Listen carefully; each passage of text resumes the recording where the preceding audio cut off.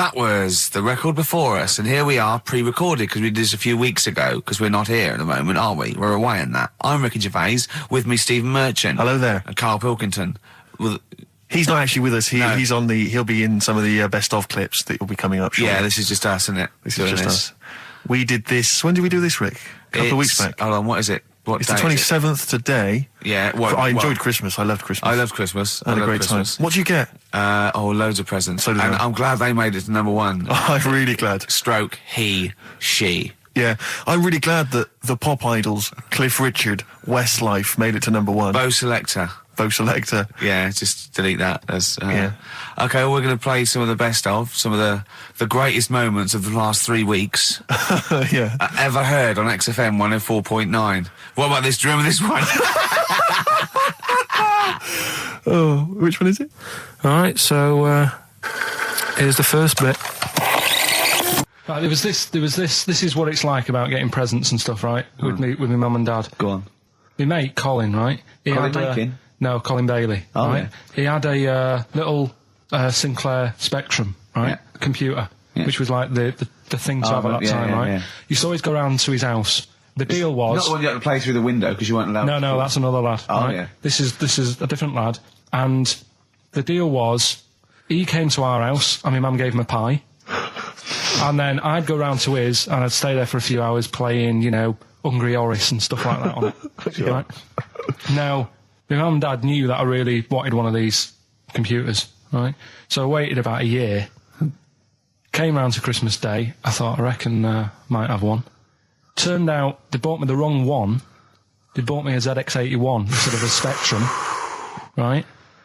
And Christmas Day, I'm there trying to load the games up. It's not working. I'm thinking, what's wrong, right? And the thing with me, when I was a kid, I used to get quite sort of agitated. This is the moment. Right? I found out that it needed a RAM pack to make it work, right? Looking in the thing and it's saying, and make sure you put your RAM pack in the back. And I was like, oh, where's the RAM pack? And my dad's going, I don't know, I've got you the main bit. That's it. So, I was that wound up, I just was sick, right? Just sick. I didn't feel sick or anything, I just was like, oh God.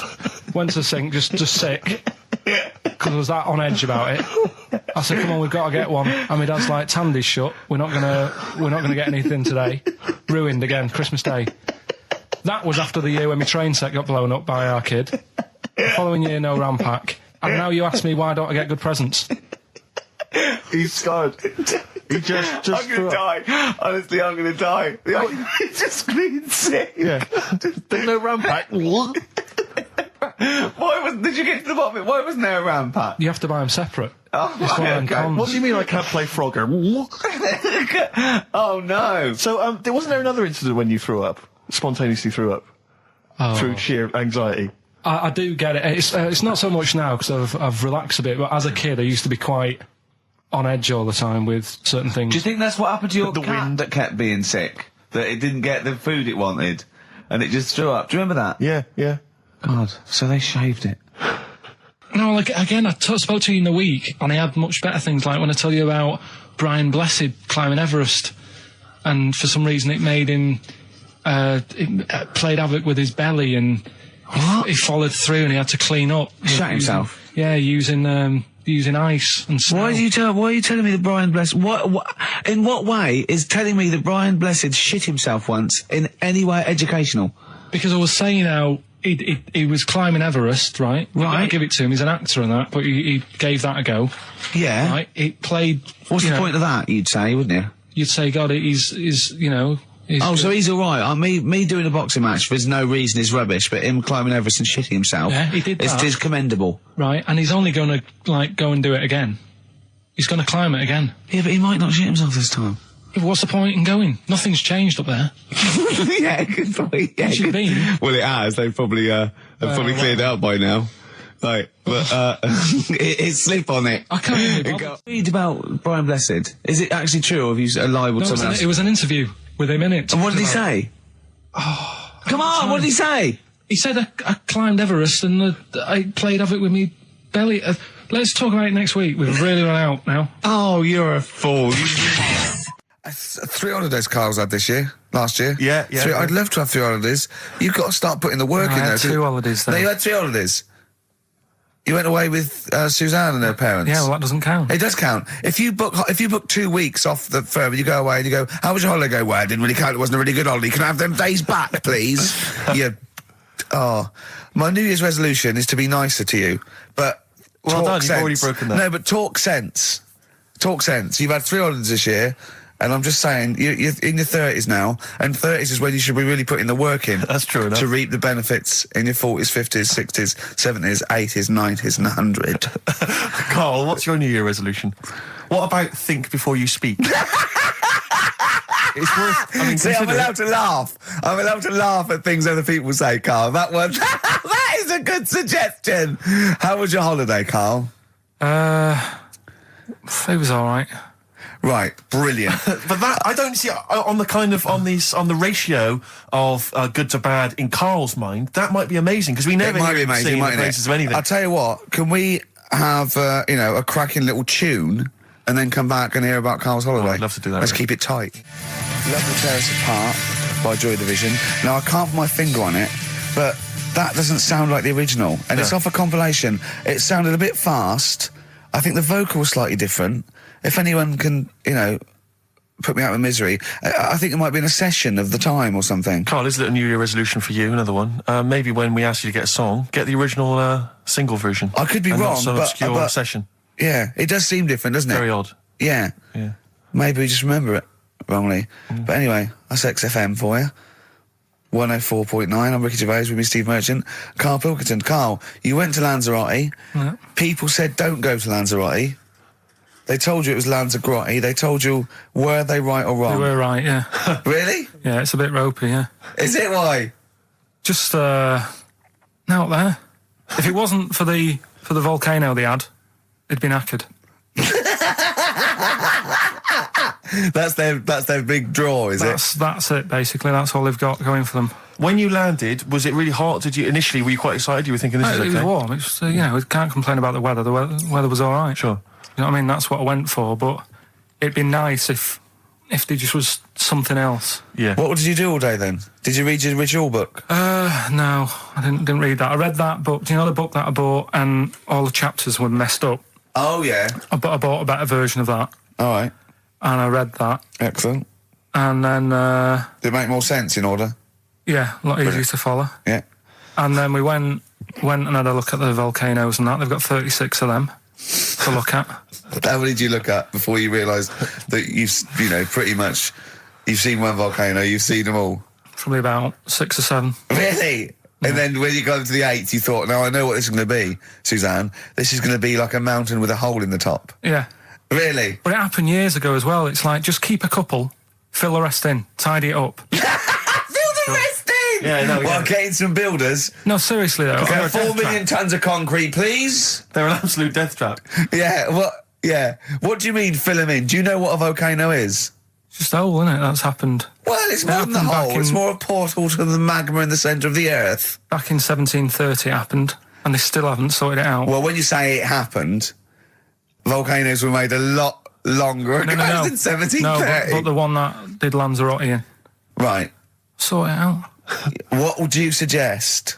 Well, how can they fill it in? It's joined. It's all joined. No, but what I'm saying is... the big plates of the Earth are all joined. All the magma's joined. With the trade centre thing, that happened. They cleaned it up, sorted it out, they've moved on. That's what I'm saying. Whereas Lanzarote have just gone, leave it. It happened back in 1730. You misunderstand me. How, in the name of God, can you fill in a volcano? You ignorant twit. No, but it's not just the holes. They've actually left the lava everywhere. That's what I mean. It's not just the big holes. There's lava everywhere. But it's molten rock. They can't just pick it up like they're like a carpet. Put it in the holes. The holes are there ready. Just push it all in. That's what I'm saying. Do you know what a fable is? I've got a rough idea.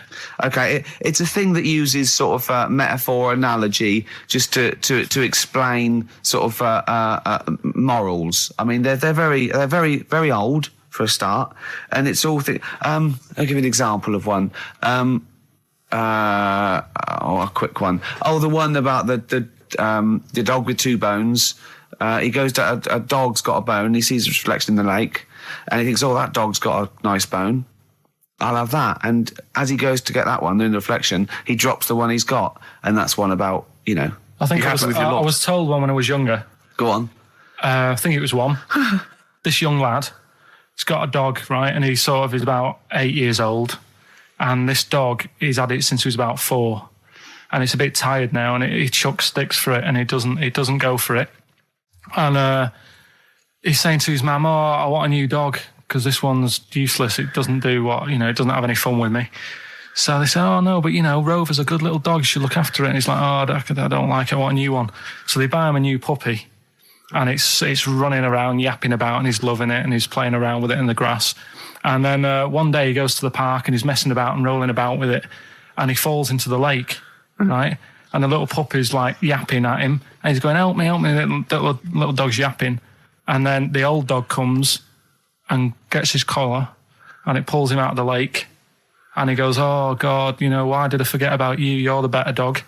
And he loved that one again rather than the puppy. I got a feeling that was Lassie. Well, yeah, that was an episode of Lassie. What's the moral? What's the moral there, Karl? What's that telling? What's that explaining through analogy? Sort of, don't forget the old. Look after old people. I remember there was one I heard once about a young boy who got trapped in a lake inside a cage. But he loved his trainers so much. He wasn't going to get them wet. But even though he had to get out there, and even though he thought that was the important thing because it's material value, he actually drowned, and the trainers were no good to him then. That was Bowie and Waterloo Sunset. Love that. Love the original. Love Bowie. Bowie was my gig of the year. These are my singles of the year. These are our clips of the year. I'm Ricky Gervais, with me Stephen Merchant. We're just picking some lovely little bits and pieces. Do you remember when we talked about this?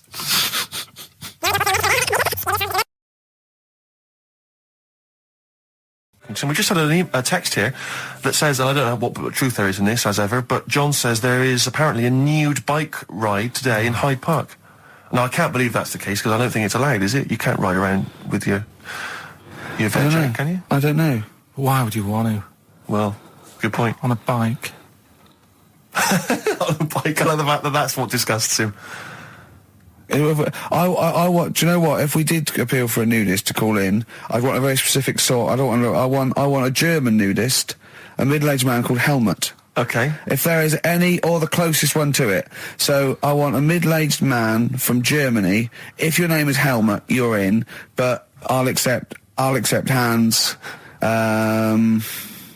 Karl would be good, wouldn't it? All right. Yeah. I think I'm wondering if the age might. Maybe we could broaden. Okay, out just a German nudist bloke. Right. Could he at least be fat? Could I find a fat German fella? If your name's Helmut, we're going to give you a big prize. Yeah. But you know, any fat German fella who likes to get his sausage out. Sure. Okay. It's sauerkraut. Yeah. What's the phone number? 0871 222 1049. It'd be good just to get an email or a text though with a contact, wouldn't it? And then I can just call them up in the week. Sure. And 83936 is the text number. I don't know what our audience demographic pans out like, Rick, but I'm suspecting that's probably a fairly small fraction of our listenership. I know, but you know, there must be someone out there. If you know a fat German who likes to get his tackle out, phones are going. Straight away. Just answer it, Karl. Just answer it. Just potluck. it could be anything. Well, just see what it is. To be fair, it could be a nutter. But just say hello. Just tell his nutter straight away. He'll stay there, won't he? He'll stay there. Well, answer it. Answer it. Leave it. Answer it. Oh, you see this? It's gone. It's gone. There you go. He bottled it. So, just as well. Well, you took too long to answer it. There's a vicar in Australia who started sort of doing his services and all that in nude. Hot, isn't it, out there? Yeah, where'd you get the churches aren't. Churches are pretty cold. It was on some website. Of course it was. Yep. Just saying about a vicar and that who's there's a lot of nudists and that who want to get married. Do it, you know. Don't mess about with the wedding dress and that. Just snip up. Cheaper, isn't it? Well, I also suppose it's so. I suppose if you believe in God, you believe that that's the way to be, innit? Because Adam and Eve and that. Yeah, but then in Adam and Eve, the shame made us dress up, didn't it? Yeah. Eating the apple and things. Yeah, but God didn't want that, did he? No, he wanted to see it all. He was loving it.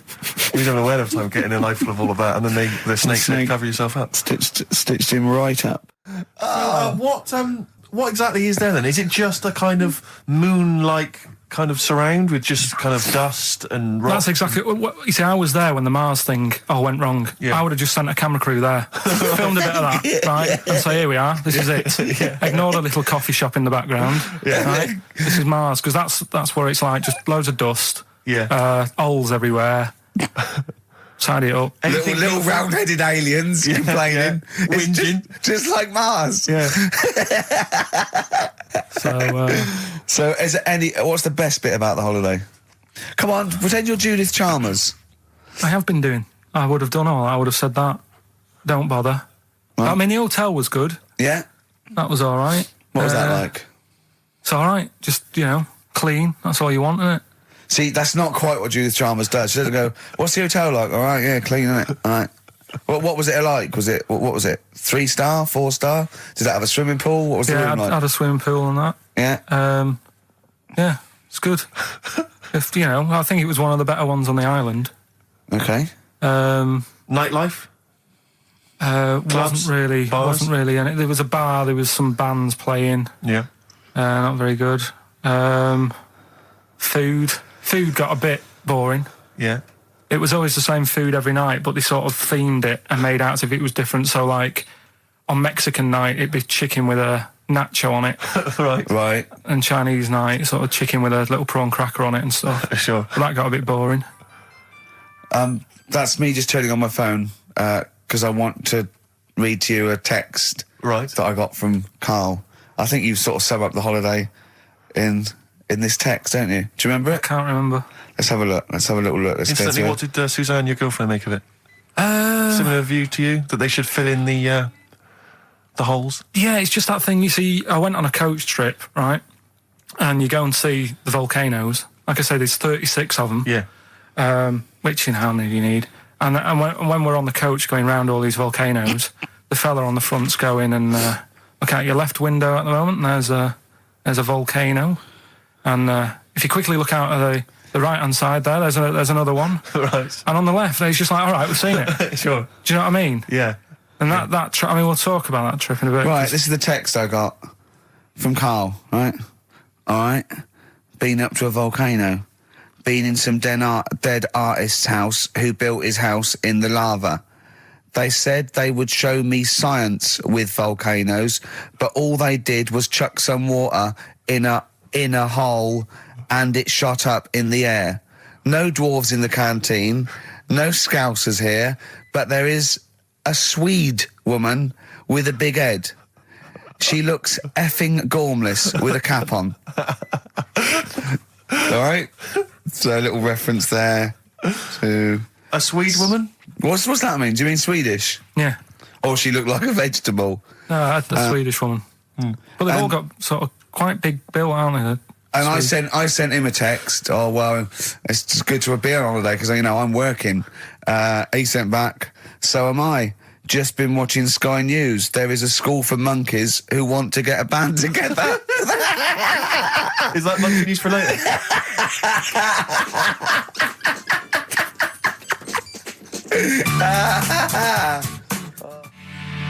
Oh My Corazon by Tim Burgess. I can't get enough of that. I love that chorus. On XFM 104.9. Ricky Gervais, Steve Merchant and little Karl Pilkington. But it was a nice holiday. Yeah, it's all right. It's just, I went there to relax and that. Exactly. Did a little bit of that. Trying to think of some new, features and stuff. Sure, always working. 3 holidays a year, Jesus. Oh, well, not really 3. Oh, 2. It's all one big sort of like work thing to me and Steve. 2 holidays, isn't it? Work hard, you need the holidays. So, yeah, the things that annoyed me was like, you get bored sat around the pool after a couple of days. I'd read my book. Yeah. There wasn't much going on the... Not even any crabs to throw sand at, was there? No crabs or anything. They wouldn't bother with Lanzarote, right? So, decided to go on a little trip. That's when I saw the volcanoes and that, 36 of them. So, we go on the trip, and the thing that annoys me, it does happen every holiday that you go on. If you go on a sort of package thing, they have these trips, right? and you pay about 40 odd quid, and they give you some wine, so it make it feel like you're getting your money's worth. But how many of these trips have you been on then? Loads. Probably about 12. More holidays than I've had. Go on. Yeah, So go anyway, on. so you're on the coach, right? And they take you for the volcanoes. They took us in the middle of nowhere. Yeah. Right. There's nothing else round there. Sure. It's like I say, it's like Mars, but with holes in the ground. Yeah. Right. And they sort of drop you off, and they go, right, everybody, see you back here in an hour. There's loads of volcanoes for you to look at, and a coffee shop over there. And you know for a fact, right, you don't need an hour there. You could just say, well, just keep the engine running, because I'll have a look in this hole, we'll get back on, give us 5 minutes. Don't need an hour. Absolutely. Yeah. But you know that they've got something going It's a with it. backhander, definitely. What, with the coffee shop? Definitely. Yeah, they go there and they get everyone to have an ice cream and a coffee, and they sit down, have a fag, talking to the bloke. Yeah, and it's like cousin. Yeah. Have you How ever- much was the coffee? Was it Probably overpriced? about €3 euros. So I think it was $3.50, Sure. Yeah. which is I don't know what. That's about £2.5 quid. Yeah, Yeah, they stitched you up. Go on. talking about this the other day. What was it now? Listen, the fella. Play a No, listen. record. Do you want, let's just, all right. All right, no, I'll come on. play All it. right, he's got it now. Go on. This fella goes Yeah. to the doctors, Yeah. right? Oh, right. Okay. Right. If this is in any way apocryphal, stupid, illogical, impossible, right, you are never, ever speaking again on radio. So make sure this is at least possible. I'll tell you what, I'll even give you improbable but possible. So if anything that breaks the laws of the universe or logic, okay, that's all you have to avoid. On you go. Right. So this fella, right, he goes to the doctors because he's got earache. Right. Okay. If a chimp's living in his brain, that he Go go on. So he's got earache, he's sat in the waiting room, and his ears all bunged up and it's hurting a lot and what have you. So the doctor comes out and he goes, right? And because his ear's all bunged up, he doesn't hear it that well, right? So he thinks it must have been me, right? So he wanders in. Keep going. Anyway, I'm going to hate this. I can just feel it in my bones. Steve, I'm going to let you take over. Okay, Let's go on. let's hear it. Come so on. the doctor says, sit yourself down there, right? So he sits himself down. He goes, right, take your pants off, right? So he's thinking that's a bit odd. Anyway, he I heard that though. he apparently he took his tackle off. The doctor did some operation. What, there in the waiting room? No, in his office. In his office, yeah. What? Wait. So he removed what? His genitals. Yeah, in his office? Why, Karl? Why, Karl? because he hadn't called him in. Oh, he'd called in the bloke who wanted his testicles taken off, and he didn't hear it. What? So the doctor went out and said, Mr. Jones, who's here to whip off your cock and balls just here and now, right? Bloke comes in, didn't it? It must have been me. So the bloke who wanted his balls taken off didn't say, I think he said me. So he didn't interrupt then. So the bloke goes in, he starts taking his testicles off, and he doesn't say, I'm here for me ears. What are you doing with that? That is a blinding record. And before that, Rick, what do you make of those adverts? They were great, weren't they? I like them, yeah. I'm going to buy all them products on the way home. And that's endorsed by Ricky Gervais. He's won awards. Yeah. Rick, do you remember this? This was a hilarious moment. No, you'll remember this when you hear it. It was when Karl said something that was basic. Well, I think for a lot of people it sounded like a lot of old bollocks. Karl's found love on the street before, haven't you? How's it going with your bird, Karl? Are you married? No. How long have you been out with her? Going out with her? 7 years. Because, I mean, you're quite a simple man. Yeah. You're sort of a simple In a in nice many way. ways. I mean, Yeah, in you're the like best Helen sense. from Big Brother. Yeah, You're sort of nice enough, but... But I look normal. Well, yeah, you sort of do. But you could be one of those that just suddenly go mental with a pen. Yeah, do you know just what I mean? stab people through the eyes. Yeah, you sort of look normal. But if I wouldn't really want to wind you up to a point of frenzy. How did you meet your girlfriend? Through work. What, through her work? What, you found out and said... We worked at the same place. Oh, you're right. You're quite an enigma, aren't you? Could you give us more on that? At work. You met her at work. What, she came in selling sandwiches? She was going through the bins outside. What do you mean you met her Why at are you work? having an attack on me? You're the not one having an who's attack sad and lonely. No, Oh, he's done you again. He's done you Yeah, but what again. I thought was interesting was I just scratched at him and he just went mental. Yeah, no, It's like a but bear caught in a trap. it's funny, isn't it? You'll never learn. Carl. No, I was just interested to find out what the story was, because it might be a really romantic story. Well, it's not.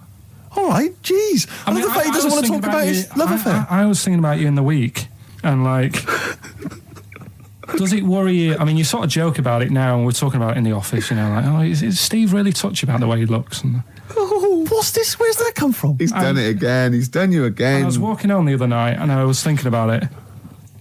And do you worry that when you're old, you will be on your own?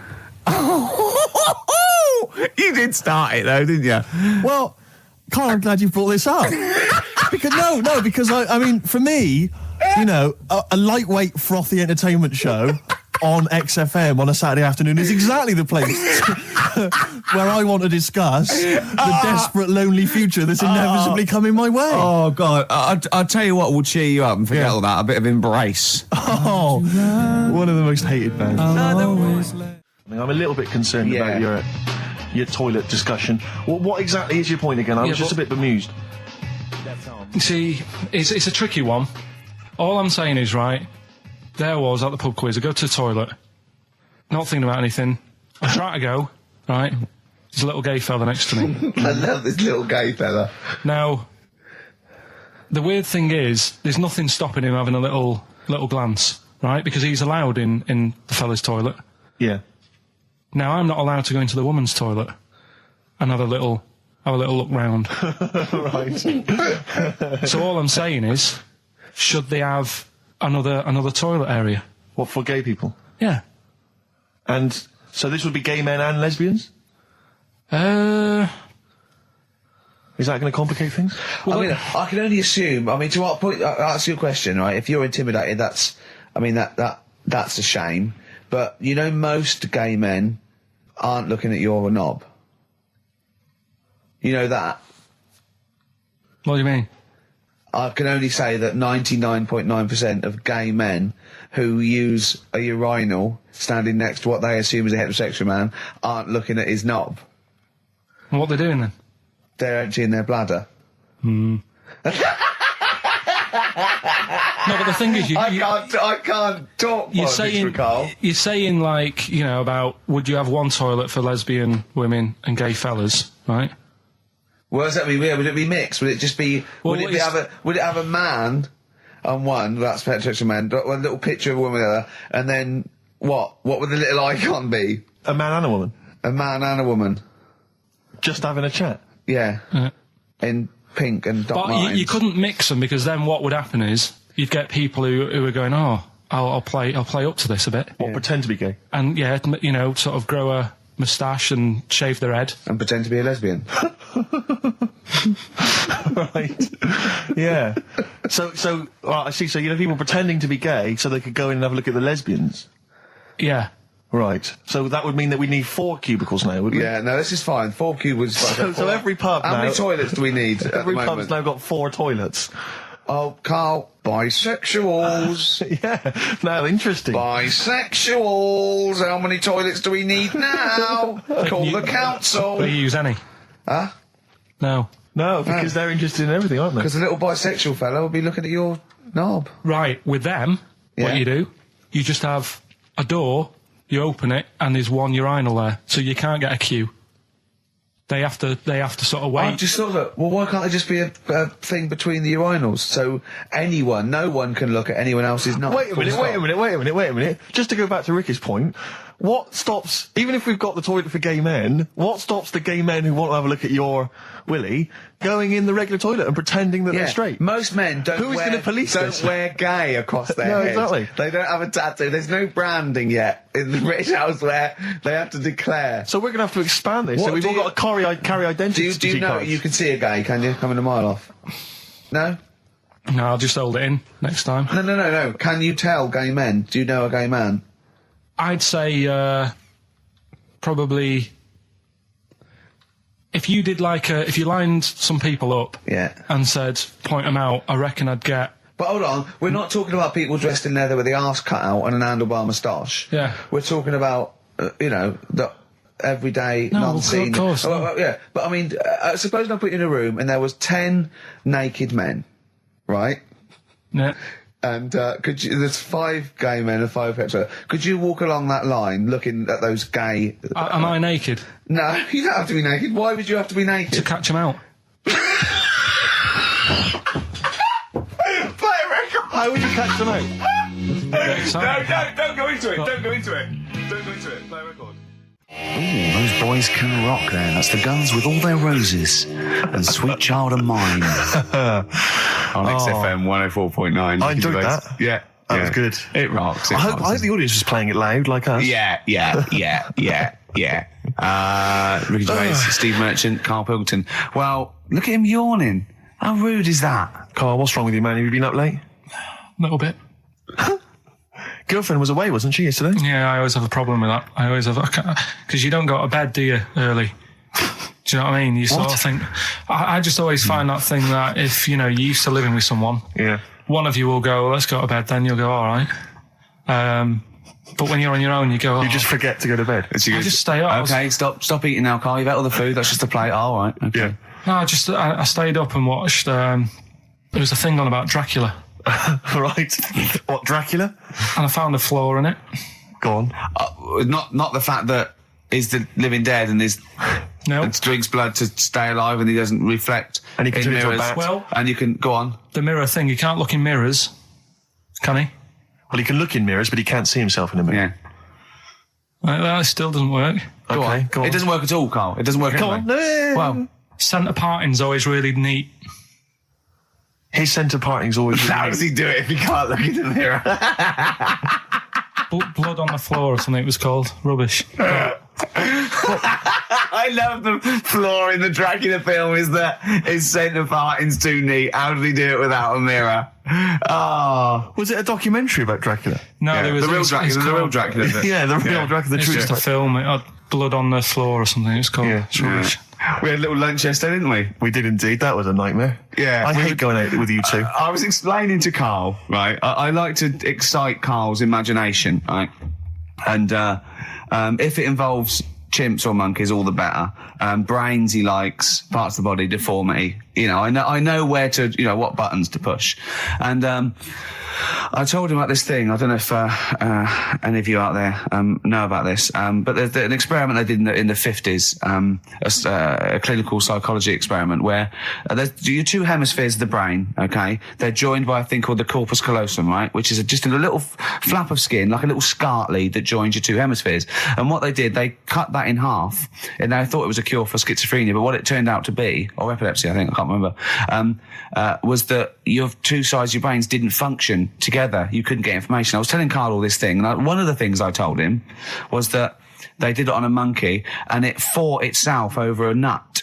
Like its right arm was connected, by its left lobe of the brain, and it was fighting over itself. And Karl went, instead of thinking this is amazing experiment, he went, would it have been happy if you'd given it 2 nuts? Yeah, I know. Well, you started off by explaining it. I remember you mentioned, because I was watching the 2 of you as you were describing it to me, you said, of course, one side of the brain deals with symbolism. And as you said the word symbolism, I noticed Karl drift away from looking at you, pick up his mobile phone and start pressing buttons randomly. And I thought it was the word symbolism that got him. And I noticed it took you just a moment longer. And I think the first thing you said was, when did I lose you? Yeah, I knew I'd lost him. It's extraordinary. And he doesn't even try to disguise I said it. nomenclature at one point as well. Right, yeah. And I knew I was dicing with death there. Yeah. But, Yeah. but I told you tried to look it up, didn't you, on the web? You didn't find anything about it, did you? The spelling of it's... What is it again? What's the word? Corpus callosum. Yeah, so I couldn't do it. No, it's no point. Yeah. Don't bother. Give up. Don't bother. Give up. So if anyone knows any interesting facts about that I don't expect yours hasn't been cut in half, has it, Karl? That would, again, might explain something. I'll tell you what we will be talking about later. I don't know if you're sort of aware of them, Steve. Go on. Bonobos. Oh, I don't know much about bonobos. I told him about he was looking for stuff. I said, put in bonobo. He was having no luck with chimp. And they're a form of chimpanzee, but they're even closer to us, evolutionarily speaking. They've got their social groups are more like ours. They're more intelligent. And he was loving it, weren't you? So is it human bonobo Karl? Is that how it works on the evolutionary ladder? Chimp Karl. Yeah. Yeah. Talking about them. So we're talking about bonobos. You're excited about that? Yeah, That's yeah. Coming up in Monkey News? No, I think it's a bit of a monkey bonus.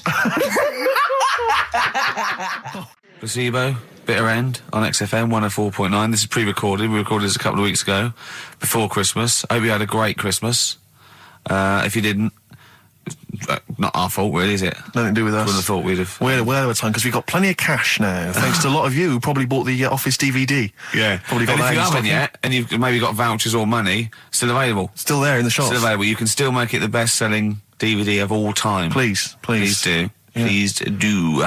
I'll tell you what you want to hear there before you make your mind up. I'll tell you what, if you like this next clip, go and buy the Office DVD. I think you will. It's a brilliant clip. It's the one where we talk about, well, it is self-explanatory. Yeah. We went. It was a great day, wasn't it? Brilliant round of golf. Absolutely brilliant. Such a beautiful place in Stoke Poges. It's like a really posh place. And are you a good golf player? Well, we'll get to that. Oh, okay. Wow. He bought the shoes especially for it. Oh, We could brilliant. have- I'd love to have seen him in those little shoes. I know, and they were no good because they were metal spikes. We had to change them. He was annoyed straight away. He spent over £22 on these golf shoes. We hired a buggy that was brilliant fun. I was bombing along, wasn't I? I don't drive, but I just, it was great on that buggy. Well, you've been on a buggy with me and you were a bit Terrifying. scared. Yeah. What? I nearly killed us once. I was just taking banks and things, but you don't see sort of bunkers, and he'd scream and go, stop! And he'd put his foot down the brake, and then I reversed. At one point, he sort of did a handbrake turn next to the lake, and then we had to reverse, right? And you know, you just flick a switch and put your foot down. He did that without looking. I looked behind, there's a big oak tree there. He screams, watch the tree, right? So... Dukes of Hazzard. I kept jumping in and leaving him behind because I had to go to my ball. Because anyway, so the first shot, I got on the driver. I honestly did one of the best shots I've ever done. It went straight down. It was great. I thought, phew, got away with that because it's always the first one because it's a clubhouse and you want to look good. Yeah. So. He tees off, and I've been saying, buy some balls. He just got 6 balls. I was going, what if you lose me? I won't lose 6 balls, right? He tees up, right? Whacks it. It goes miles, like right angles, straight into these the woods, right? He turns around, he goes, go and buy some more balls. So I'm laughing, because it's like impolite to laugh, but he broke the ice for me, and I was falling around, and then his second shot, I go, you know you're off a 3 now, if you take another shot. He went, oh, right. So it's his third shot, he puts the ball down. He hits the ground before it and misses the ball altogether. And I was on my back, wasn't I? Unbelievable. Actually rolling about on his back. And we were terrible. I went round 107. He went round in like 119 or something. Sure. It was just rubbish. How long did it take? 5 hours. Of course. And there was no one around, luckily. Yeah. But it was fantastic. So then we go and have our meal. What annoys me, I said, right, I'll go for a run. He went, I'll have a bath. I said, I'll see you at 7:45. At 7:55, I have to call him. He's not ready, so he's let me down there. I can't stand lateness or laziness. lateness. Yeah, and he's let me down. Do you know his excuse? He fell asleep in the bath because there was no light bulb. There's no light bulb in the bathroom. So instantly he fell asleep. And he was late. No, do you know what I mean, though, Steve? If you're sort of, like, nice and warm and what have you. I was tired anyway. I've been stressed out for 4.5 hours, right? My life flashed in front of me a few times in that buggy. So it's all sort of wears you down a bit. I thought, right, I've got a headache. You're going for your run. I'm going to have a bath. I walk in, put the light on. For some reason, it didn't come on, but I thought, it's all right. I'll just... doesn't matter. You can have a bath in the It's summer, so it's light anyway. Well, there's no windows in the bathroom, so... So you were in the darkness? So I'm in the darkness. I nod off because I'm shattered. He calls up, hassling me. So I said, well, it doesn't normally take that long for me because, I haven't got, like, long hair. I've got a dryer and so I can sort of one wipe. Yeah, he's already 10 minutes late, though, when I called. Well, 10 minutes. 10 wow, minutes. late. This is late. This next. Doesn't matter. Dinner wasn't until 7:15, so we had, like, another 20 minutes anyway. So it doesn't really matter. Yeah, but we said 7:45. So he's calling up, hurry up. So I said, yeah, all right. So I get out and dry and like my tackle and what have you. Calls back again 30 seconds later. No, I don't. I don't like you're that. not going to do that, no. Give it a wipe. 30 seconds later, come on. So I end up going downstairs to the meal area, naked, with a wet shirt on and wet socks. I've got headache as it is. Meant to be a relaxing weekend. But anyway, so we have our meal, which is really nice. And then we're sitting in the bar. I'm having a cigar by the fire. Yeah. Like, we're having a rather nice Pinot Grigio. Yeah. He's there going, I've got a headache. Is this 1955 that you live in? I know. Yeah. It's so right. We are knackered because he's not used to work. I've seen him moaning, falling asleep. He's not used to it at all. And you've been on your feet for over half an hour. Yeah, right. So we didn't even walk around the golf course. We had a buggy. Yeah. Wasn't even exercise. And now it's Karl's bit. It's the re-education of Karl. He's like Liza Doolittle. And now he's coming to, or Lawnmower Man, if you've seen that film. More like Lawnmower Man, if you've seen the film. You know what I mean. And his homework was to just study quotes, really, on happiness and stuff and general well-being. He's not a big happiness quote fan, are you, Karl? Not really. So what have you done? You've come up with something, haven't you? Right, yeah, I told you, right? Because a lot of these are just things you say every day. They're nothing special. So what I'm doing... Well, you say them every day. Well, the sort of things you come out with and you don't even think about it, do you know what I mean? Yeah. They're on the TV all the time. People on the radio are saying these sort of little quotes. Sure. And what I've done is, remember that programme on Channel 4, Faking It? Yeah. Where they got some, like, posh kid to be on a door and all that. What I've done, I've... Imagine if that was the pitch for the show. Dear Channel 4, you're just going to get a posh kid on a door or something? Yeah, Yours come sincerely, in, Karl. come in. Yeah. TV producer. Yeah, go on. So, what I've done, this little book of quotes, happiness quotes, I've picked two that are real, Okay. and I've made one up, right? And we've got a guess. And you've got to guess which then, one it is. go on. Well, I'll tell you what, Rick, why don't we, when we've heard them, we won't confer. No. You'll write down yours, Yeah. A, B or C, and I'll Yeah. write down mine and we'll Sure. see how it Okay, works. Karl, off you go. Right, and just because I'm looking at this book, it doesn't mean I'm actually reading. No, I know. Don't no, worry, I know. we're clever. No, we know, we can't see yet. Like, Yeah. call my bluff. Yeah, go on then. Okay. Nothing is worth more than this day. Okay. Yeah, Yeah? All right. yeah. The way I see it,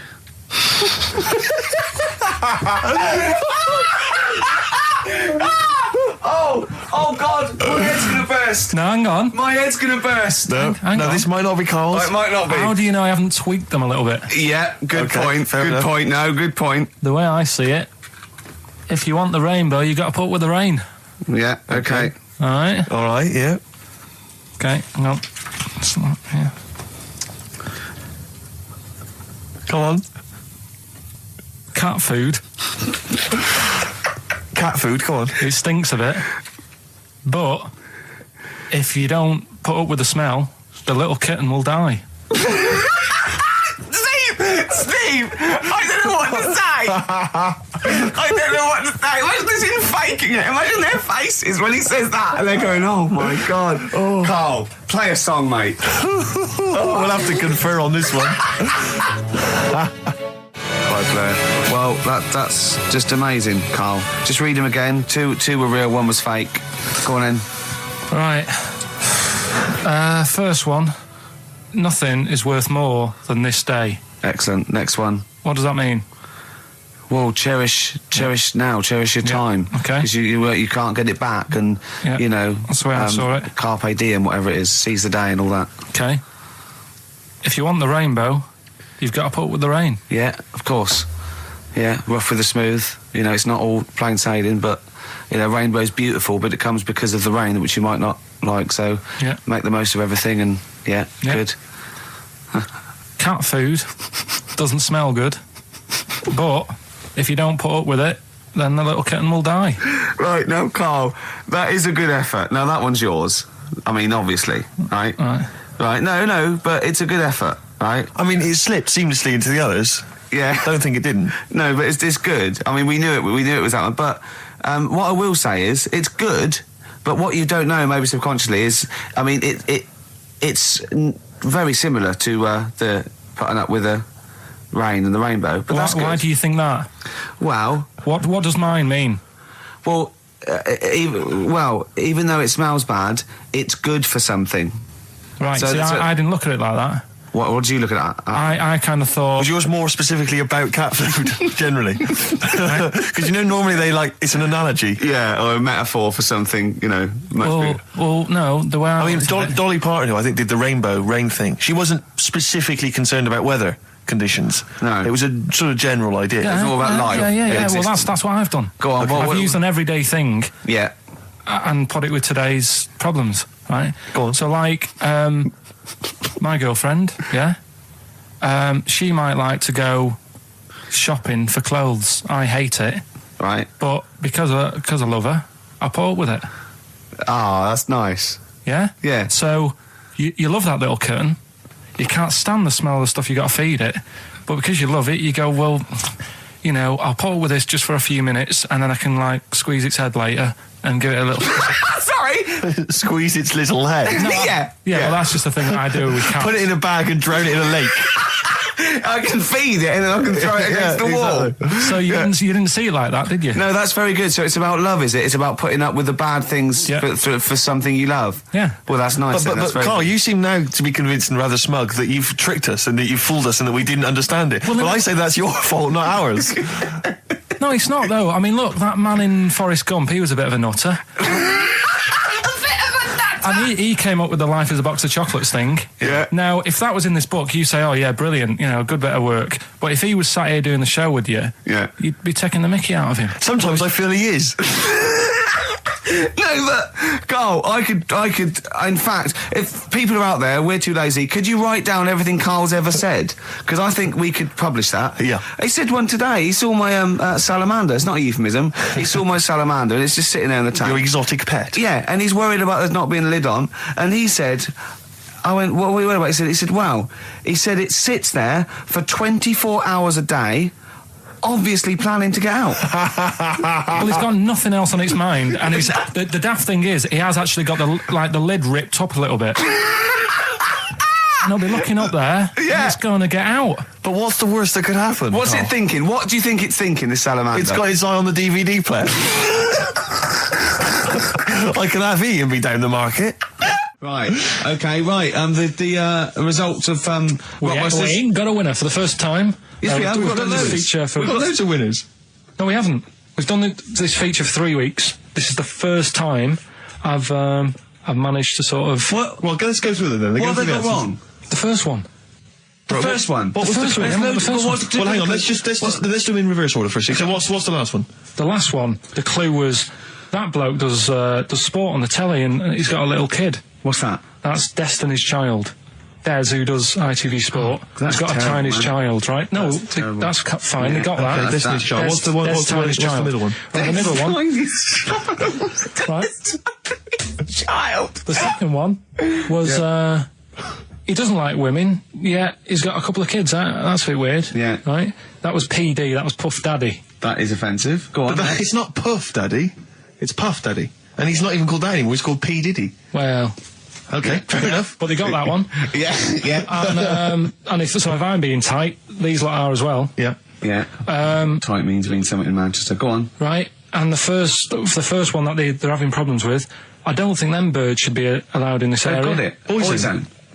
It's not Boyzone. What's the clue again? I don't think them birds should be allowed in this area. That is perfect. A boy zone. No birds. No women. No women, yeah, birds, right? A boy zone. Sorry, Karl. If that isn't the answer, their clue is better than yours. That is brilliant. What was yours? Boy zone, it works perfectly. What's your answer then? Bangles. I have no idea what that means. Like seagulls. So you don't want them in this area, so you're banning them. Bangles.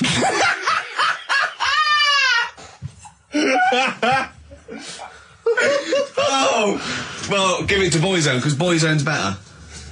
Don't use birds being allowed in this area, it's a Boyzone. I think we should have a rollover. Karl beat them. Karl beat them. You have to use his logic, surely. But theirs works. You can't do what am I thinking. No, that's not what I'm thinking. It perfectly. It works perfectly. I think you've got to give it to the ones that got the Boyzone. Well, how about, right, because they didn't actually get into my head and my way of thinking, heaven right? forbid. How about we just keep back the David Attenborough and they can have, I'll chuck in the Hellraiser, right? Okay. And Blondie album and the Madness Yeah, one. okay, pick a winner at random. Pick a winner, Steve. I'm going to give it to Paul Sloman, who got those answers, and he also says, P.S. Karl, you're a moron. So I'm giving that to Paul, and good luck to him. Right, well, he's got a crazy night tonight. If we can rush these over to him, he's got a cracking Saturday night. Well, if I'm a moron, I might get your address wrong when I send them to you. Ooh. Coming right back at you, Paul. Yes. Right. That's great. Anyway, coming up today, we have got Educating Ricky. Right, okay. Is this the last one? You've promised it might be. I believe there's a book out that might help me with this feature, so we'll see how it goes. You've got 3 titles that I tease you with, different stories. You take your pick and I teach you something. That did happen. That's a little bit of venom. Go on. First one is, don't rub it too hard, you'll get a rasher.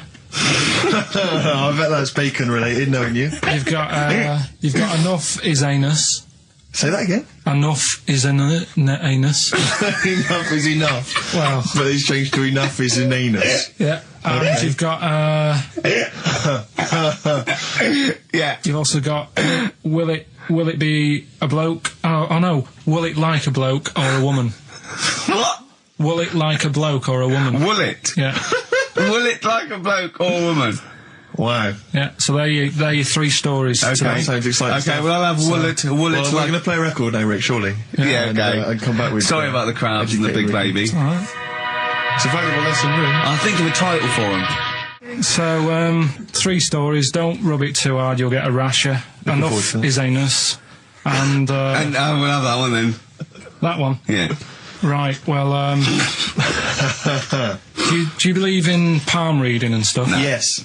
Sorry, yes. Yep. Yeah, of Yeah. course. Sorry, I forgot. Yes, of course we do. Mm-hmm. Right, well, there's a fella who, he used to do palm reading. No, yeah. But a lot of people, he found that when he went up to him in the street and said, do you want your palm reading? He was like, a lot of them were like, I'm a bit ashamed of my nails and stuff because they're a labourer or they're a cleaner or something like that. I know a lot of labourers are slightly embarrassed by their nails. Yeah. No, but... Yeah. So he found Look at my bloody hands, Reg. Well... That's that hod carrying. Did I ever tell you that? Did I ever tell you that I got picked at school to make tea and serve biscuits to old people because I've got good nails? No, go on. Is there any more to the story? Well, that's about it. I mean, we used to do like, I think the head teacher must have been getting something, maybe getting his mum in there for free or something in this old people's home. So he offered the kids of the school, he said, right, all sit at your desk and put your hands on the table. And everyone did. And he walked past mine and he said, not bad. And he said, you've got the afternoon off. You can go and serve biscuits and tea to the old people. What did you say? I said, all right then. Was good. that? Yeah. Good afternoon. But anyway, what did he do? He just sort of walked around and went, you all right? Do you want bourbons or digest? I bet you get on with old people, wouldn't you? I'd love to see, maybe Especially the senile ones.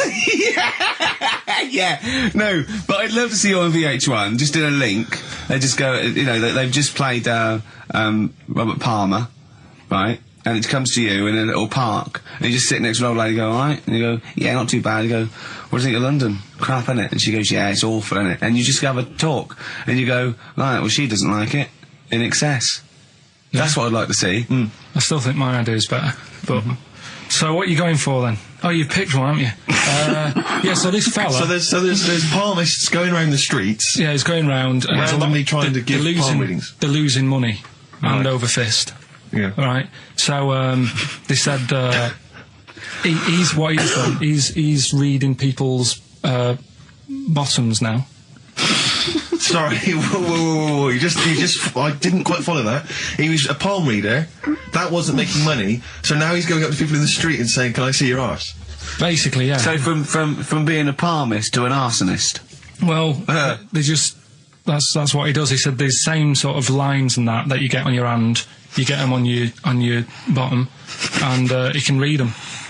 Right. Yeah, he's not a pervert or anything, or making up as he goes along. No, that's it. That was that. So, if a man came up to you in the street and said, can I have a look at your arse? Can I read your arse? You'd drop your trousers, would you? No. If he went up to him and they said, oh, I'd rather you didn't because I'm a labourer. I've got bad fingernails. No, that's why I've seen... That's what a lot of labourers, they're showing their cleavage, you think, but actually they're having their arse read. Absolutely. That's what it is. And then, right... So is that the end of the story? Yeah. But then because... That's it. Educating Ricky is there's a bloke who reads arses. No, but you're a mentalist. But what are you talking about? But then, do you know, like, now and again I come up with a little jokey line. Thought I'd make an effort today for VH1 or MTV. Yeah. Little line there. Don't worry, it won't last. It might just be a splash in the pan. Okay. Phil Collins next. Let's play some Phil. Let's play some Phil. Educating Ricky, will we carry on? Yeah. Right, you've got left. don't rub it too hard, you'll get a rasher. And will it like fellas or will it like women? Well, you said wool before. Yeah, will it. Go on then, I'll have wool it. Right, now this is similar to the one you were talking about before, right? They found out that... Scientists. Oh, yeah. I've found out 17th century?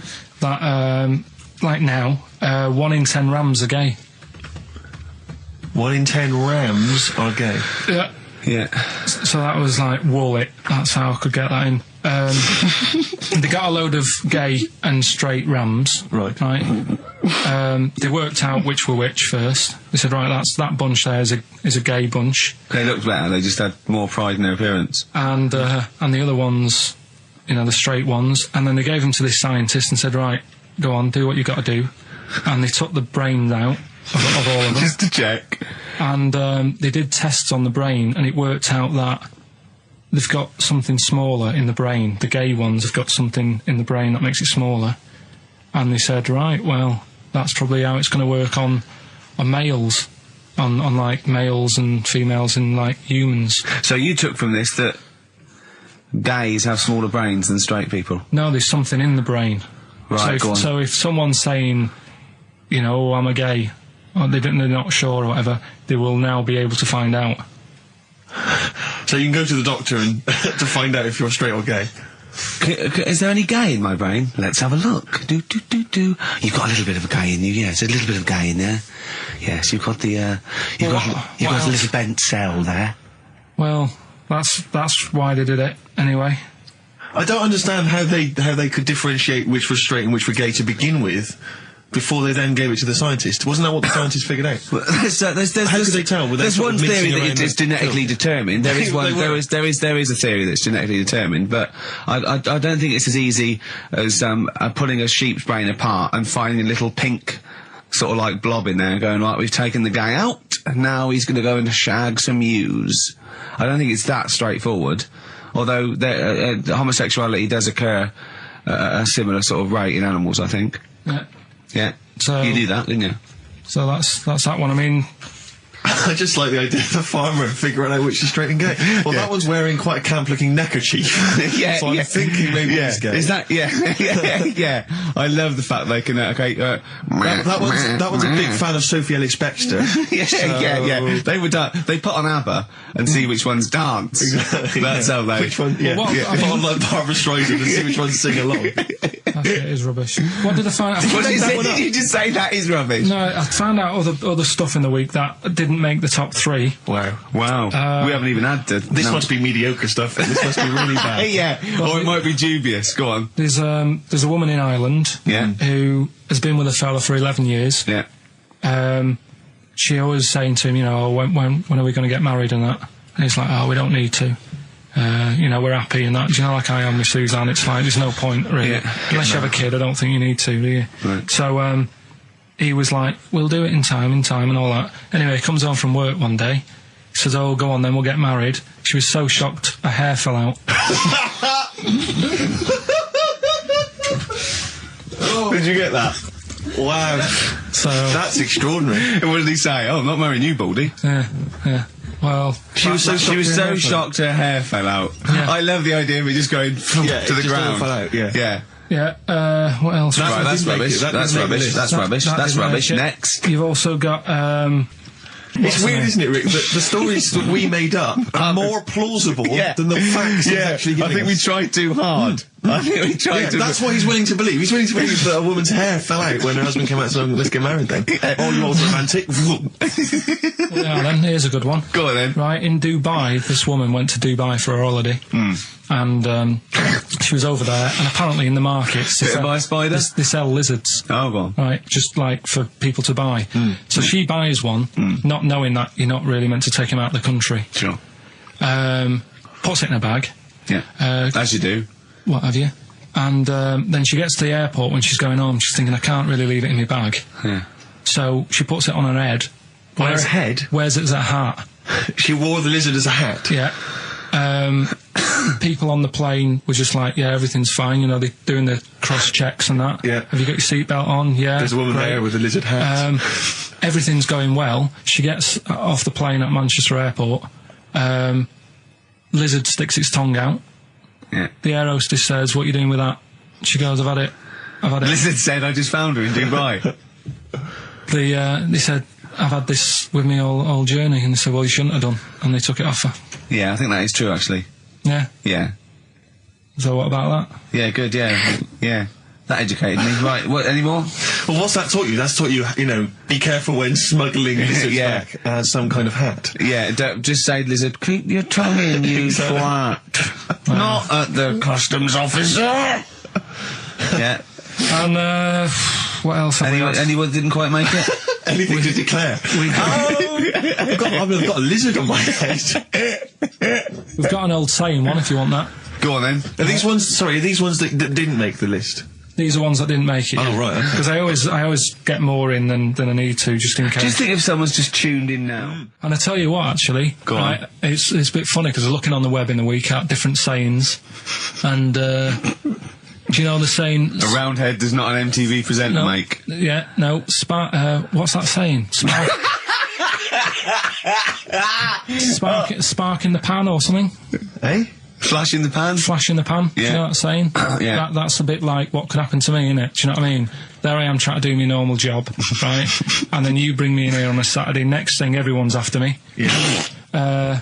And then it doesn't work out, and I'm Yeah. dropped. Yeah. And that saying "flash in a pan," do you know how it came about? No.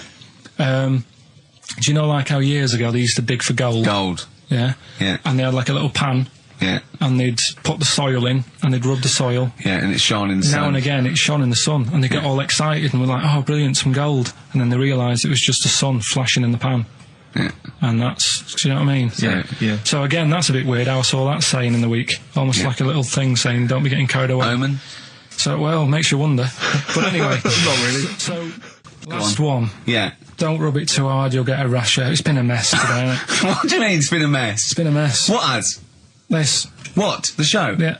How has it been any worse? It's just all over the place. There's no sort of, it's not tight like it normally is. And she'll be going away with this, thinking that's what the show would be like. She listens on to the show. MTV. She knows it's a shambles every week. Go on. Well, don't rub it too hard, you'll get a rasher. Yeah. Do you know the saying, ham it up? Yeah, go on, yeah. Right, well, do you know what it means? Well, it means to overact. Right. Well, years ago, with actors in musicals and stuff, the actors used to look pretty ill on the stage because they didn't have proper makeup and that. Right. Right. So what they used to do to make themselves look Rub their face in pigs? well, they got bacon, rubbed it on the face, and it made the face a bit sticky because of all the the pig fat and bit of lard and stuff like that. And then they'd go and get some bricks. Bricks. Yeah, house bricks. Rub them together, make some sort of red dust from the brick, and then put the dust on the face. And the fat and the lard and that would make the dust stick to the face. And they'd look well under the lights. And that's where the They'd saying... smell great as well. Yeah, well... Lovely. Everyone likes the smell of bacon. No, but... So that's the old... ham it up. That's where like that that. comes from. If it's true, I've no reason to think that it's not. So that's your third Educating Ricky today. So, what have you learned? Nothing. Absolutely sod all. You've got your hamming it up. Yeah. Rams are gay. They know which ones are gay now. Now! And At last, thank God. the fella who can hand read an arse. If you missed the rest of the show, what are you going to make of that? If you've just tuned in.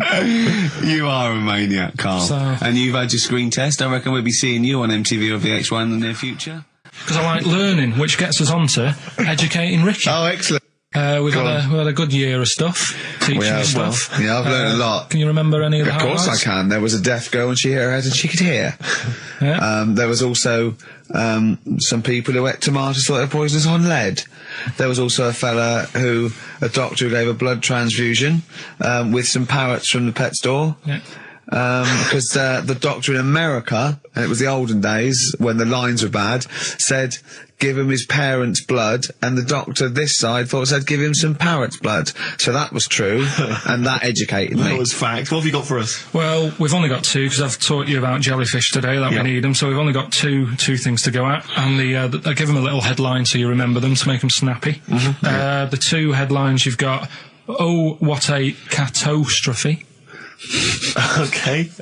And the second one is, well, you'd think it'd be bughead, wouldn't you?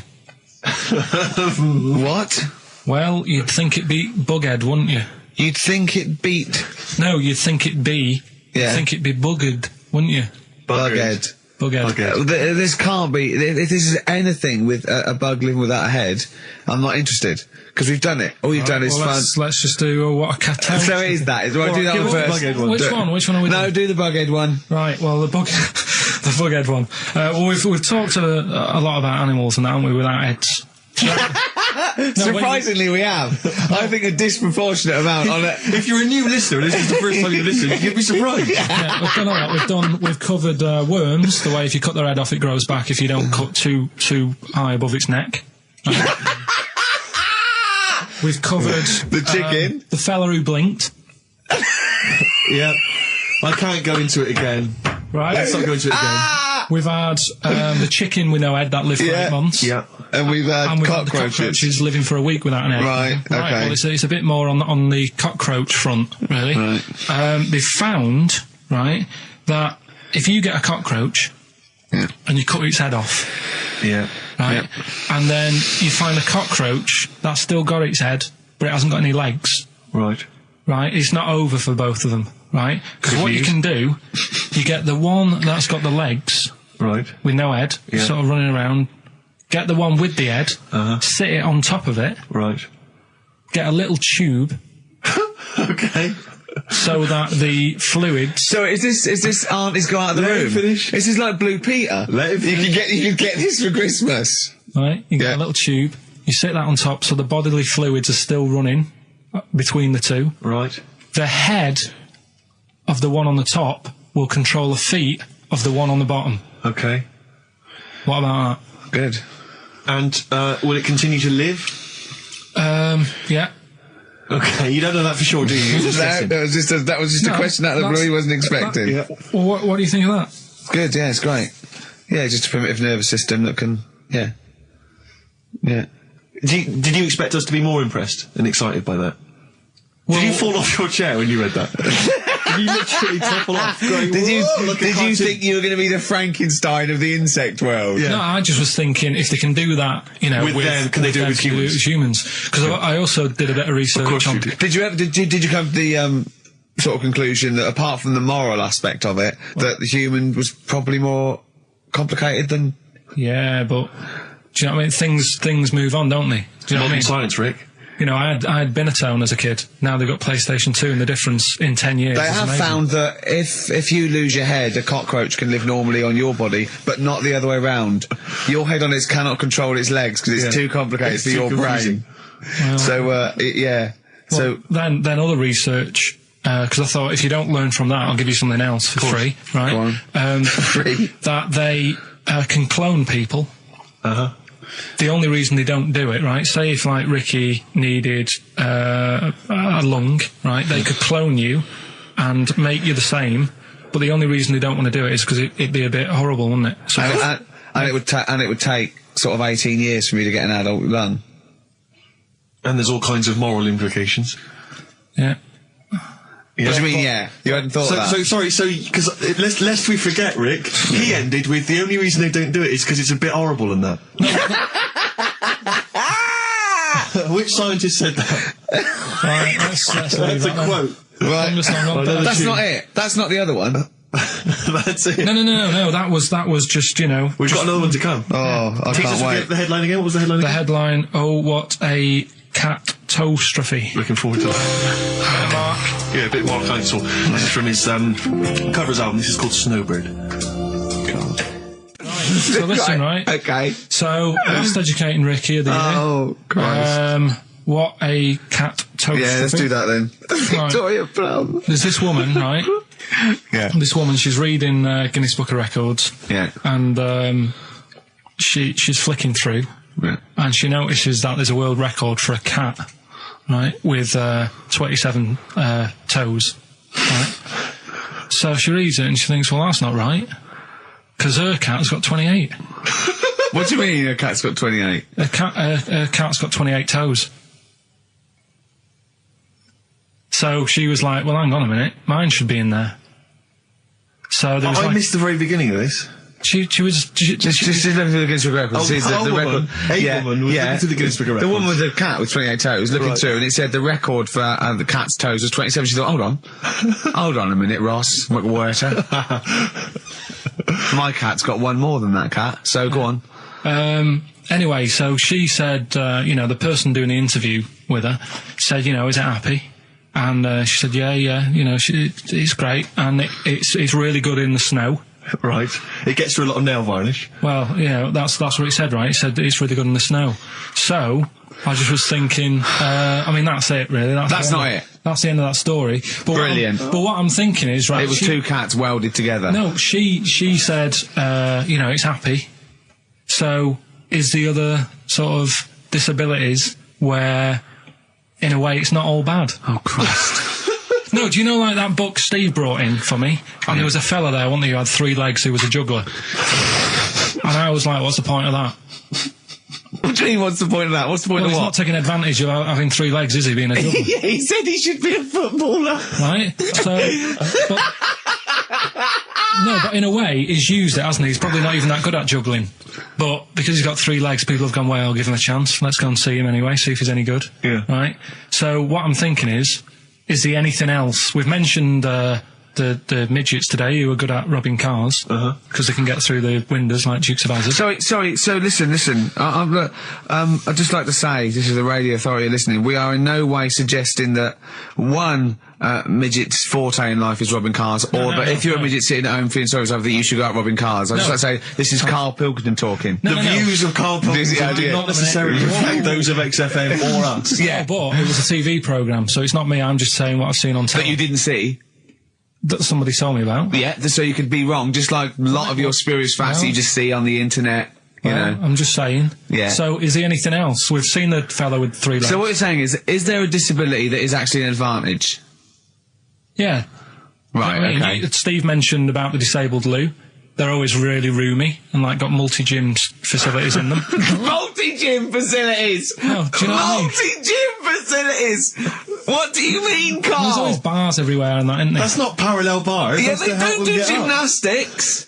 They're not in there working Yeah, out. but I'm just saying, though, do you know what I mean? So, in a way, they've got that. So, always, what I'm saying is, when you look on the brighter side, it's like Elephant Man would have never got up and gone, oh, look at my hair today. He would have- Nor do you. No, but, do you know what I mean? He would never have that problem. You're a maniac. Forget it. I thought we'd be able to, like, get a serious discussion going here. Well, okay then. So this is a serious discussion, is it? Yeah. Okay. Well, let's treat it sensitively then. If you really want a serious discussion and talk about whether there are some disabilities that are an advantage, let's think of some then, shall we? Well, I've said 3 already. Yeah. You can't say if you're deaf, Bobby Davery won't annoy you. That doesn't count as an advantage. Do you understand? Do you know what I mean? Carl's looking at you thinking, that's brilliant. Yeah. Yeah. Well, we'll leave it then. I'll come up with a better feature for next year. We'll bin that. Oh, So, if you've got any We've disabilities... been that like that was going to be a feature. What, you were hoping that would be a spin-off feature? Disabilities are actually Well, it's an another advantage. form of do we need them? It's like, But that's Carl. Think of it. It's like that joke. The bloke that as his weight says, good news and bad news. Bad news is we've had to amputate both your legs. What's the good news? The fellow in the next bed wants to buy your slippers. See, that's not an advantage. It's a joke. That doesn't really happen. People don't go, oh, that is good news. Yeah, I'll probably get a quid for him. Do you know what I mean? But the fellow with 3 feet, what would he do? Well, he'd buy a pair and then just nick one of those because they put out one shoe, don't they? Are those, yeah, if you've got one leg, you can nick shoes. Good point, Right, Karl. now I'm getting you thinking. Also, right, I like teaching you stuff. Yeah. And you've done well. So what I'm thinking is, rather than just touching on a topic, sort of giving you a few bits of information on one See, topic. this is what I'd like to do, because the last thing you taught me, I remember, was there was a blind girl, she hit her head and she could see, and that's all I got. Yeah. So if you could go into that a little bit more, that would have been educating me. Well, today we're featuring stuff on World War One and Two, right? Oh, so that's that little title for all this little thing is, what do you think of that then? What do you think of that then? Play a record. So that's Rick, that. can I just thought of a joke? Go on. What's the similarity between Lord of the Rings and this show? They're both rubbish. Sugarcane by Sonic Youth on XFM 104.9. Ricky Gervais, Steve Merchant, Karl Pilkington. Go on, Karl. What's next? Are you going to do your war feature? What is it called? What do you think of that then? You do that now? It annoys me a bit, right? Because we said before Christmas that we'd come back with new stuff. Yeah. Gave you a title to work on, that Ridiculous. Right. You came in today, I said, have you sorted it out? You say no. Steve, you're having a go at me for wanting to get music out of the library for you. Yeah. You haven't got any new ideas. Sure. But you're dissing mine. I'm not dissing yours. Well, I'm a massive fan of them. Good vibe off you. Well, I think that's very harsh. I just asked you, when were we going to have war? Do you think of that? I'm a big fan. I'm excited. Well, it's not that good, to be honest with you. Well, I disagree. It sounds brilliant. Right, well, it's a bit of a tweak of educating Ricky. Right. Just some information on wars. Yeah.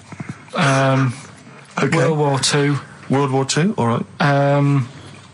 The world champion chess player, he helped someone out in the war. It's the detail I like.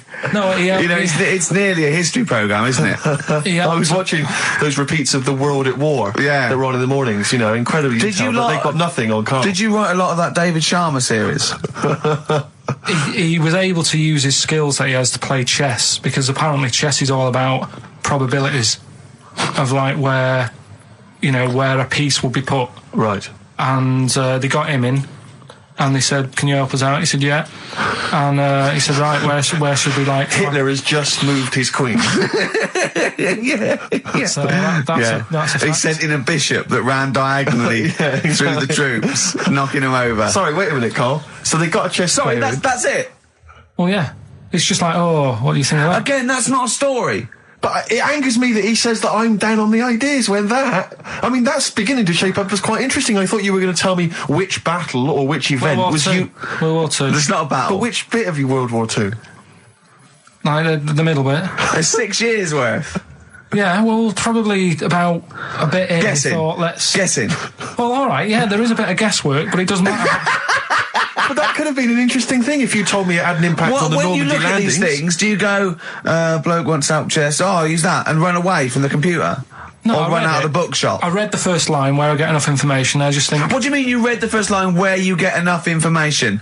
Imagine if you were someone's defence lawyer. Exactly. And he was like, he's on death row and went, I don't think he did it. Yeah. I read the first line, I didn't read the file It's completely. He was in a hotel in Texas, right? Go on. It's enough. Oh, some other It's stuff. enough, He it's definitely enough, didn't kill it. it's enough, it's enough. Yeah, I that just seems thought to- they always take ages on deciding where to go. It's just like, but there's a better way. I don't know what you're saying now. I don't know what you're talking about. Well, it takes- Actually, don't know what you're talking When about. people play chess, it take ages to make the move. So I'm just thinking, there's probably a quicker way Of what? than finding where a boat is, than getting a chess player in. I don't know what you mean now. Oh, Are you talking I'll about tell you what, battleships now? They should have got an expert battleships player in. Right? yeah. What, Karl? Right, what, forget that one. Or someone who's No, really good. I'm not being funny. But what is that? What are you telling me there? Someone who's really good at risk. We should have brought them in. Yeah, Cluedo. Right, Yeah. another fact. Oh, that's enough then, is it? Well, they use expert Cluedo players, but the police use expert Cluedo you players. do use, yeah. If ever there's a murder in a country house, Do you think they use that old Chinese fella on the front of Mastermind? mastermind, yeah. Yeah, for logic problems. The Enigma code was broken by top Mastermind players. Yeah. Right, second And a guy fact. who's had a couple of rounds of Yahtzee and done very well. Second fact about the war. For engineering, they use a lot of Jenga players. Absolutely. Whenever they want- Will the building collapse? Oh, no, let's pull this. Let's see. If Yes, they it wanted will. to identify... What are you doing? If they wanted to identify spies, Yeah. bring me the champion of Guess Who. Was it a woman with glasses? No, right, Has sit he down. got a beard? Is it Bernard? Right, Carl, sorry, go on. Another war fact. So Go you're on. saying it's rubbish, but look, you love that. Yeah. Right? Yeah, Second you're one. absolutely right. The first bomb that was dropped on Berlin, Yeah. it didn't kill a person, but it killed an elephant. I think that's true. That is true. Right. Yeah. Okay. And the last one. Is that all you know about that? See, that's interesting, isn't it? But that's enough. But no, it's not not though. enough. Because I mean, listen. Most people want to go. Oh, what was the elephant doing there? Did Well, it it's land in a either- zoo? Was it a pet? Oh. Was it a lost elephant? Did they aim at the elephant? How did it kill it? Did Was it it hit it on the Hitler's head? favourite elephant? yeah. Was it Hitler's favourite elephant? Did it then have one ball? Yeah. I mean, these are the things. You know, why didn't he catch it with his trunk? Did it have an effect on German morale? Yeah. Yeah. Oh, that Yes. elephant is kaput. Oh, Jumbo! I don't want to fight anymore. Carl's getting a little bit stressed, aren't you? No, I just, got to keep focused, got to keep the show good and that. Yeah. And in the Yeah. new year, the idea was come up with some good snappy stuff. Yeah. And today, I just think it's been a mess with you, to be honest. I mean, this is the sort of thing I'd prefer to do after the show as the producer. Yeah. But Do you know what? I think it's a discipline problem. Is I'm it not sure Ricky's got any. because I just put sellotape on your head? well, that's a bit to do with it. But just let's just focus. Well, I on, didn't put it when there was any hair on your eyebrows. I put it across your forehead. Right. What do you think of that then? Yeah. We've got one more bit left. Brilliant. One more fact. The French, right, when they were at war, David Sharma, I just imagine him just introduced it. It's amazing. Which war was this? it was still the World War... One or two. World War Go Two. on, it's 50-50. Go on. yeah. Right, World War Two. What the French did, everyone needs a code. Everyone needs a code. Yep. A code when you're in the army. This is and a that. Disney song. Right? And to sort of give the go ahead if you want to go into battle and stuff. Okay. Right? So, Needs a code. but the weird thing Game is, show. right? The weird thing is, do you know what theirs was? Go on. Do you? Yeah, I know what it is. It's So what a bit was weird. the French code? For what? To sort of say, right, yeah, go on But they had more than one. on this day. But I don't know what day it is. On All this right. day. And what, it's like saying, what am I thinking of? What was the battle? What was the... Okay, so all right. What? Look at him, look, he's genuinely confused that I've asked this question. Right. It was No. If you ask me a question, ask me the question correctly. What was the code for battle during what battle? World War Two. No, that's not a battle. That's a war. Yeah, it was in a war. Yeah. I don't know what to do. He confuses people. All right. Okay. What was it, Carl? What was the Yeah. code? What was are the you French thinking code? of? Right. John's got a moustache. What are you talking My about? lungs are gonna burst. That was a code that the French used. I just think it's a bit daft, right? Because you could come up with that by mistake. yeah. Two French blokes talking in the trenches, and they see a major walk past, and they go, "Oh, look, John's got a moustache," and they all go and go, "No, I was just talking. What are you talking about?" Well, the way I don't think that's a good code. I'm not. I don't believe it is the code. No, it is seriously. And what? And It's would just it, that would it no have one been, talked would it have about been it. said in French? Yeah. Okay. Yeah. But the weird, Guess in. Yeah. No, but What? you see, I can't even be bothered What are you saying, Carl? because it's not a very good code. Do you know, like we've talked in the past about things you don't see, and I said an old man eating a Twix. Yeah. If they use that's safe because no one is ever going to see a man having an old man having a Twix. What do you mean? Well, use that as a code. Don't use a saying, John's got a moustache, that could crop up. It's like the war's kicked off. How did that happen? Well, I said John had a moustache.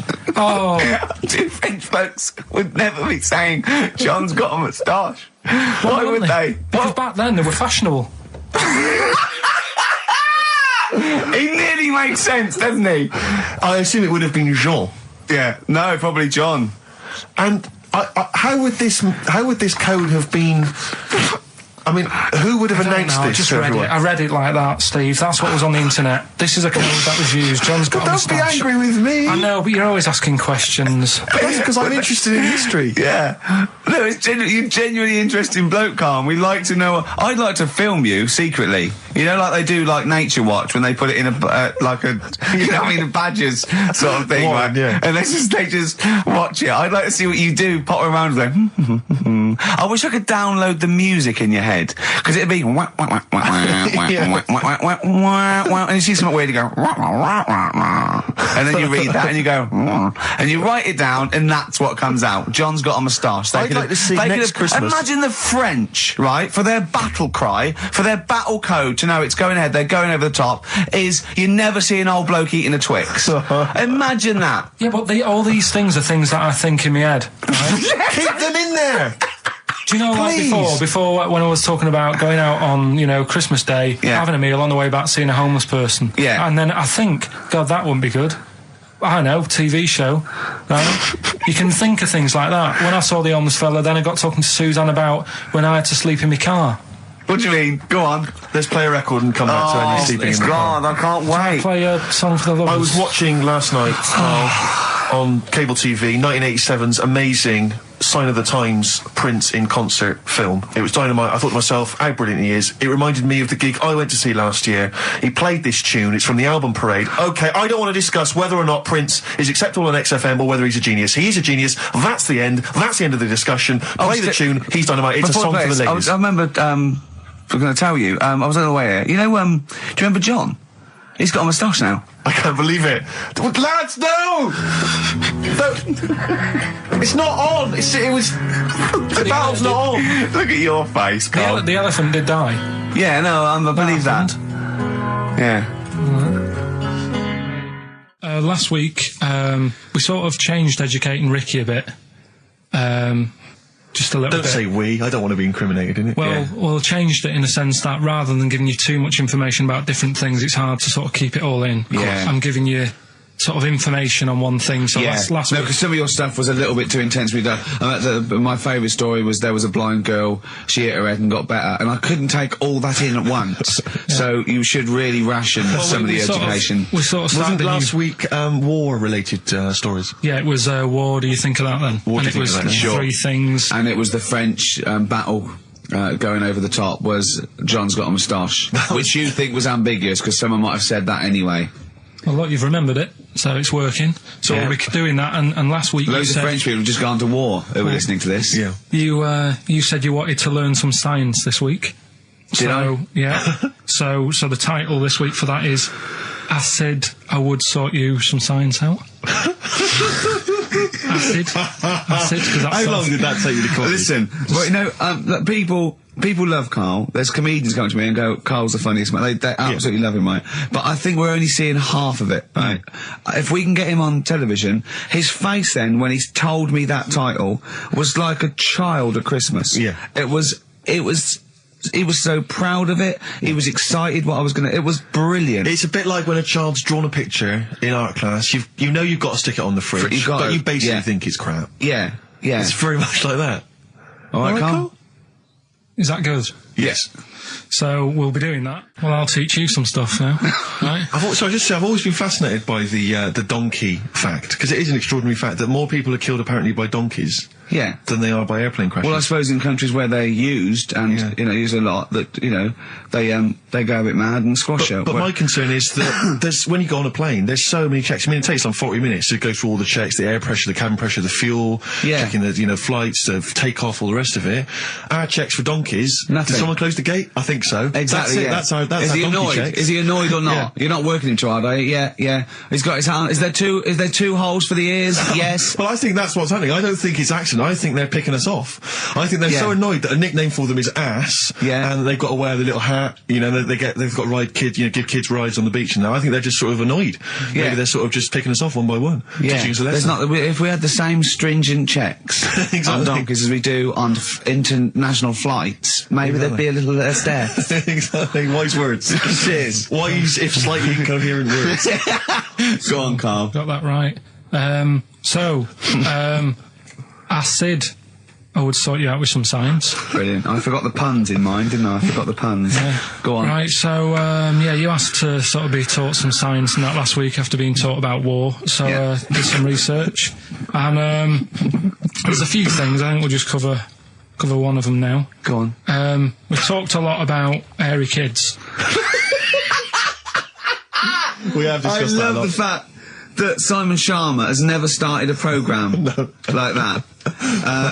The Jacobites. We've talked a lot about hairy kids. Go on. It's a little bit, I mean, it's not your traditional science stuff, but it's still interesting and it's a little bit, it's still... Yeah, we've talked about hairy kids. We have disproportionately, honestly.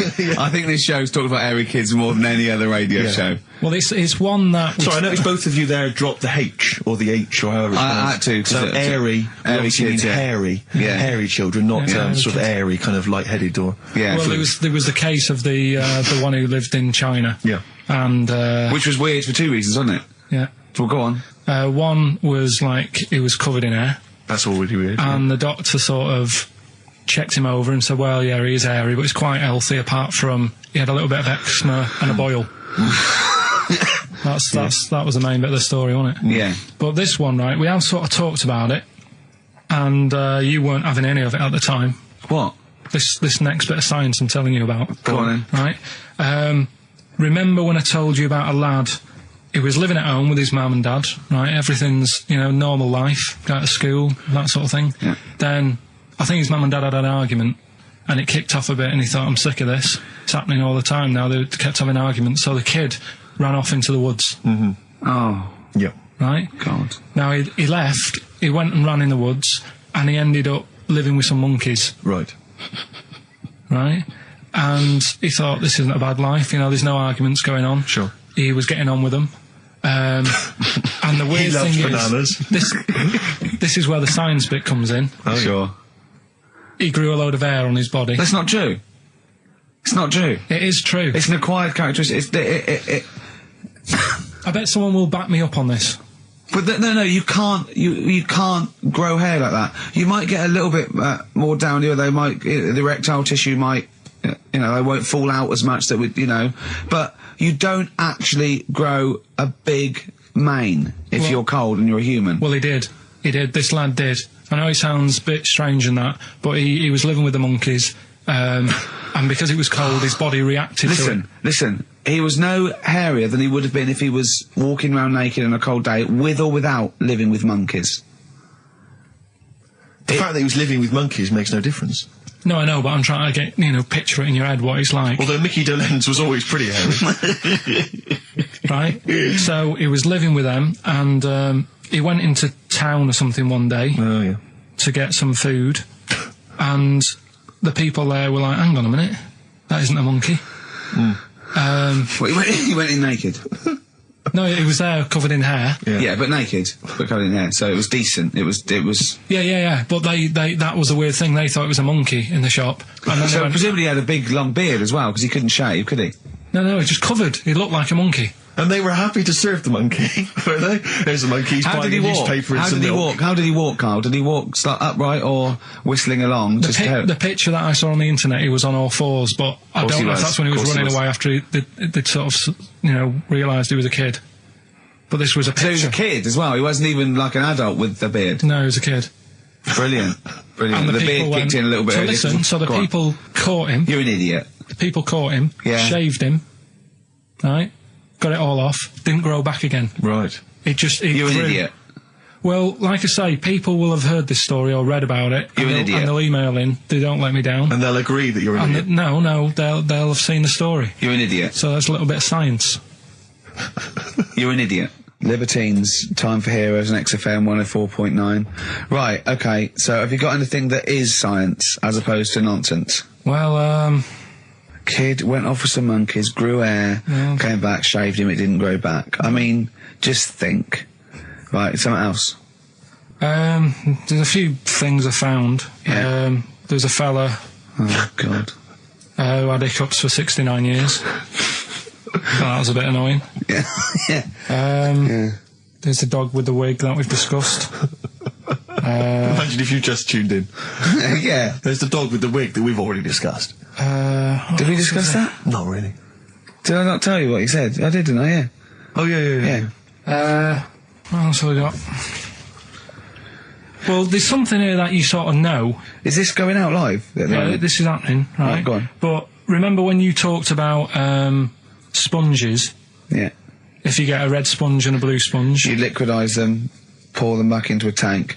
After a few hours, they know which was which, and they reform as a red sponge and a blue sponge. Yeah. Yeah. I thought that was weird when you told me. Yeah. Looked it up, did a bit of research. Yeah. Thought that's sort of sciencey. Yeah. You can do the same thing with a mouse's brain. Okay. Explain a bit more. No, you can't. If you get a dead mouse, Yeah. put its brain into a blender, blend it up, leave it standing for a bit. Making that up, aren't you? You're confusing this. You've watched Nigella Lawson make some sort of pudding. No. What do you mean? It won't work with the brain. Well, it does with a. I mean, not human brain. Don't be trying that. Although, no, a mouse one, a mouse one. And what happens? It sort of reforms, goes back together again. No, because apparently it's made up of the same stuff as. But it doesn't, does it? Because if it's dead, if it's a dead brain, the cells can't act anyway. The fact the sponge is that it doesn't kill the cells, it liquidises them, it doesn't kill the cells. Yeah. So it couldn't be a dead brain anyway. It would have to be a live brain taken out from a live mouse for the cells to be getting oxygen and working and being sensitive to each other.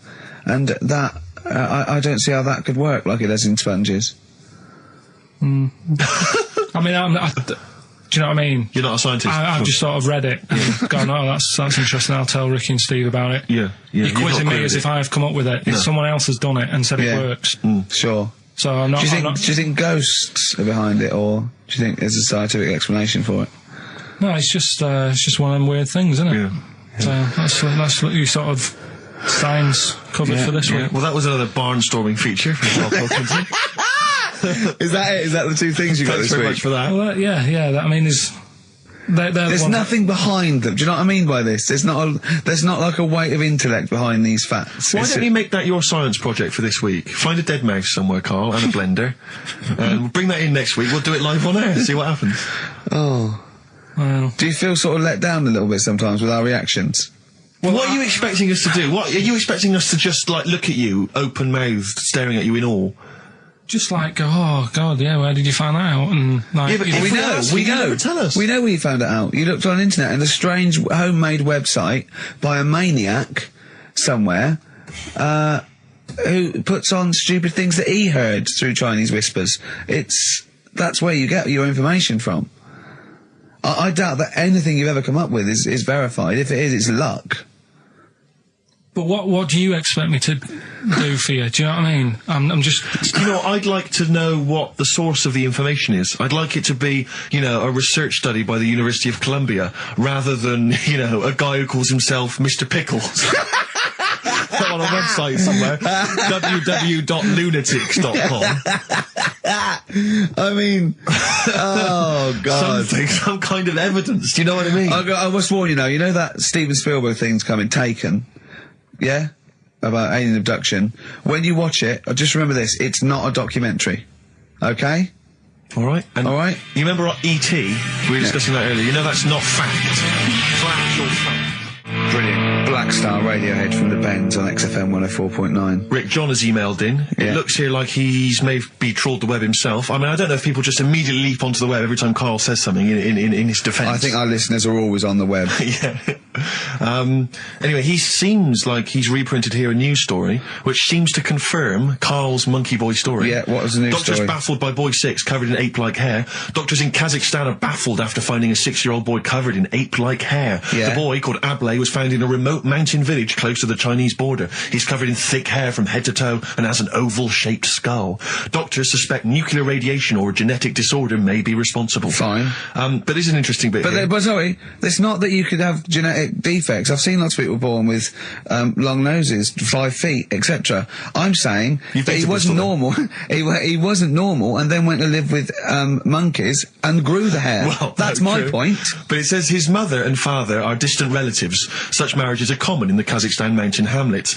Now, the village elders were consulted as to what to do with him, right? Now, these are the village elders. These are the wise men of the village. These are people, presumably, that all year long are telling the village how to live, how to survive. Yeah, you're in charge because you've lived longest. Yeah, exactly. You presumably are solving any kind of moral conundrums, any sort of awkward things. Do you know what they suggested that they do with their hairy son? Go on. Send him to the circus. The Karl's nodding. Put him in the circus. That was what they suggested, and the mother actually wanted him to go to school. Instead, I don't know, school or circus, I don't know. We don't know what's better for him. Exactly. I'm not sure. We must consult the elders. What do you think, Karl? It's not a bad life, is it? What, the circus? Yeah. Well, you ran away from it. Kids will love it. But remember that thing that I saw about that fella who, I don't know if you should talk about it really, so Go on. Tell us now. You've hooked me. Come on. You can say it. It's okay. What, are you worried that it might be insulting to someone? Well, it's not nice, but... Well, you're not taking the mickey out of it, you're telling us... Go on. It's just, it was in that book again that you got me. You know, the book full of weird people. Go on. And things that are wrong with them, and hairy people, and... Yeah. Lad with 3 legs and that. There's a fella... basically just a head and a little body on a skateboard. Yeah. Right? Picture of him having a shave. And he was shaving with his mouth bit. With his tongue. Like that on the radio. Yeah. Just like- Karl is now doing an impression of a man shaving with his mouth. Yeah. Well, it's just a head, bear in mind. He's doing an impression. Imagine a head with a very tiny body on a skateboard shaving with its tongue. That's what Karl was doing. And he was depressed because he kept getting hats for Christmas. But if you were him, you would just grow a beard, wouldn't you, rather than... Oh, Well, rather than go through all But that he get hassle. it caught in the wheels of his skateboard. The what's the name though? Do you remember last week I was talking about the hairy kid? And I think that's every week, Karl. That doesn't narrow it down. alright, well we were talking about that hairy kid in the woods, and did a bit more research this week. Okay. Found a good story out about a monkey, Right. which I'll tell Ricky a little bit about it. Tell me, come on, tell it now. No, Right. no, Well, tease I me reckon with we it. should keep this. It sounds exciting stuff. That's got 'em, right? So we'll be doing that. We've Don't got hook the audience. we've got Rockbusters again this week. Yeah. We've got Do We Need 'Em? Yeah. What Right. are you trying to get rid of this week? Cockroaches. Right, I good one. can't think of a reason to keep them. Looking into that, well, I'll sort the matter out. That's coming up. Excellent. We've got, I'm teaching you some more stuff. Oh, yeah? Yeah. He phoned me up today. Yesterday it was. You know, he's been researching, like, just educating Ricky. He said, what do you want to know about? I don't know. He said, you interested in space? And I went, yeah. He phoned me 3 hours later. He went, no, nothing about space. I went, what? He said, I couldn't find anything interesting. I said, you couldn't find anything interesting about space? Yeah. It's big. It's pretty interesting, Karl. He went, It's big, but there's nothing there. That's it's like the Millennium Dome. So what I'm looking at, right? But no, wait. He said, is there anything else you want to know about? I went, all right. I went, anthropology. He went, what's that? I went, study a man. I sent a man. He went, like what? I went, like, our roots from caveman through and all that. He went, and I said, Australopithecus, Neanderthal. He went, well, you know all that then? I went, no. He went, right. He went, do you want to know how a lung works or something? How a lung works? And I said, well, tell me how a fridge works. He went, oh, I said, it's just the gas, isn't it? I went, brilliant. I went, tell me how a microwave works. He went, I know. I went, no. I said, fella walking past in a laboratory with a bar of chocolate in his pocket, went past some sort of ray thing, it melted it, and he went, hold on. That's it. That's explained to me how a microwave works. Right. So today we're doing sort of medical-ish type things under the banner of colon then, educate me. Oh, God. Do it again. Colon then, educate me. Brilliant. Brilliant. So that's like go on then. So colon. Brilliant. So that's a little heading. You're going to be learning 3 things sort of medical-ish before 3 o'clock. Yeah. Is that it? Yeah, do you want to... Pretty much, yeah. A bit of suede? Come on then. How many O'Reillys are there, do you think? No, little task for you. Right, educate me, Karl. Right, well, Go like on, I say, then. right. Educate me. Well, what we're looking at this week, we've done war, we've done We've nailed that. We've nailed war. We summed up war with a little French bloke whose battle cry was "John's got a moustache." Right. So, and last week we did science. What would you do on science then? Hairy kid. Brilliant. Right. Yeah. So this week we're looking at medical problems. I'm sure we do hairy kid every week. medical problems then. I've got a couple of things under the banner of colon then educate me. Yeah. We've got, this is interesting, right? Do you know if you have an operation on your brain, right, what they do is, I mean, this is why I'd never go to the doctors. I don't like doctors because this sort of stuff freaks me out, right? They can operate on your brain, and what they do is they put you to sleep first, cut your brain case open. Your skull, yeah. The brain case. Yeah, yeah. And then wake you up and operate on you. So you're sat there with your head open, Yeah. messing with your brain, and you don't feel anything. Well, there's no nerve endings, is there, in the brain? But still, it's not right, is it? What, you think they do it for fun? No, They but go on, Reg, wake him up so he all freaks out. well, is it necessary that you're awake, do you think, or... Well, they need the brain active, don't they? Yeah, but it is when you're asleep, you're having mad dreams. I had a mad dream the other day. Go on. No, I might tell you about it later, but there's no sense to it. But, so your brain's still... Where is this conversation? Yeah, I mean, it'll turn out, I go, no, Karl, I was there, that wasn't a dream. Yeah. No, Yeah. but... So, I mean, if I had an operation... On your brain, heaven forbid. Well, operation anywhere, I'd like to sort of think, well, I'll have an injection, I'll go asleep, but when I wake up, it'll all be sorted. Yeah. Yeah. The fact that... Your brain case is open. And they wake you up and you think, oh, is it all done? And they say, well, have a look in the mirror. And your brain... See, I don't think they do that. I don't think they try and frighten you when you're doing an operation. Yeah, I don't think that you go about your business and they sort of follow you around, dabbling. Yeah. No, but it's almost like they are having a bit of a laugh with you. Right, well, I'd just like to say now that they don't. Anyone who's going in for an operation on their head, do not ever listen to anything Karl says. Why have you got to be awake? Because you'll be bored anyway, you'll be sat there. Well, they give you a telephone directory, look, and they say, look how many Macs are in there. That's the Scottish telephone directory. And, you know, time flies when you're counting that sort of thing. No, but do you know, like, when you... What are you telling me? What are you I'm just asking saying me? how weird it is. It's weird, isn't it? It's like, do you know when you go for a haircut, right? It's a bit embarrassing. Well, I don't anymore, but...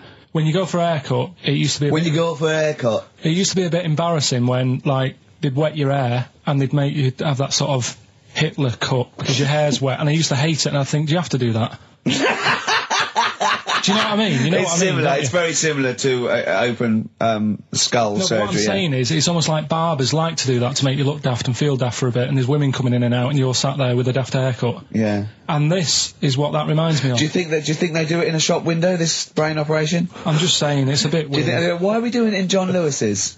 Just so more I people love can the idea that that's what doctors are doing. Let's make this guy look a bit stupid. Yeah. Open his brain Look case. at the twatty look from his brain out of his head. Take a Polaroid. Reg, take a Polaroid. Look at him. Look at his face. Right, clock his face when I give him the mirror. Get this on camera. Put this fake nose and glasses Sorry, did you teach me something then? Was that educational? I thought you that your brain case can be open with your awake, and you just sat there sort of letting them get on with it. Brilliant, I've learnt that. I'll never forget that. Right, go on, anything else? You'll love...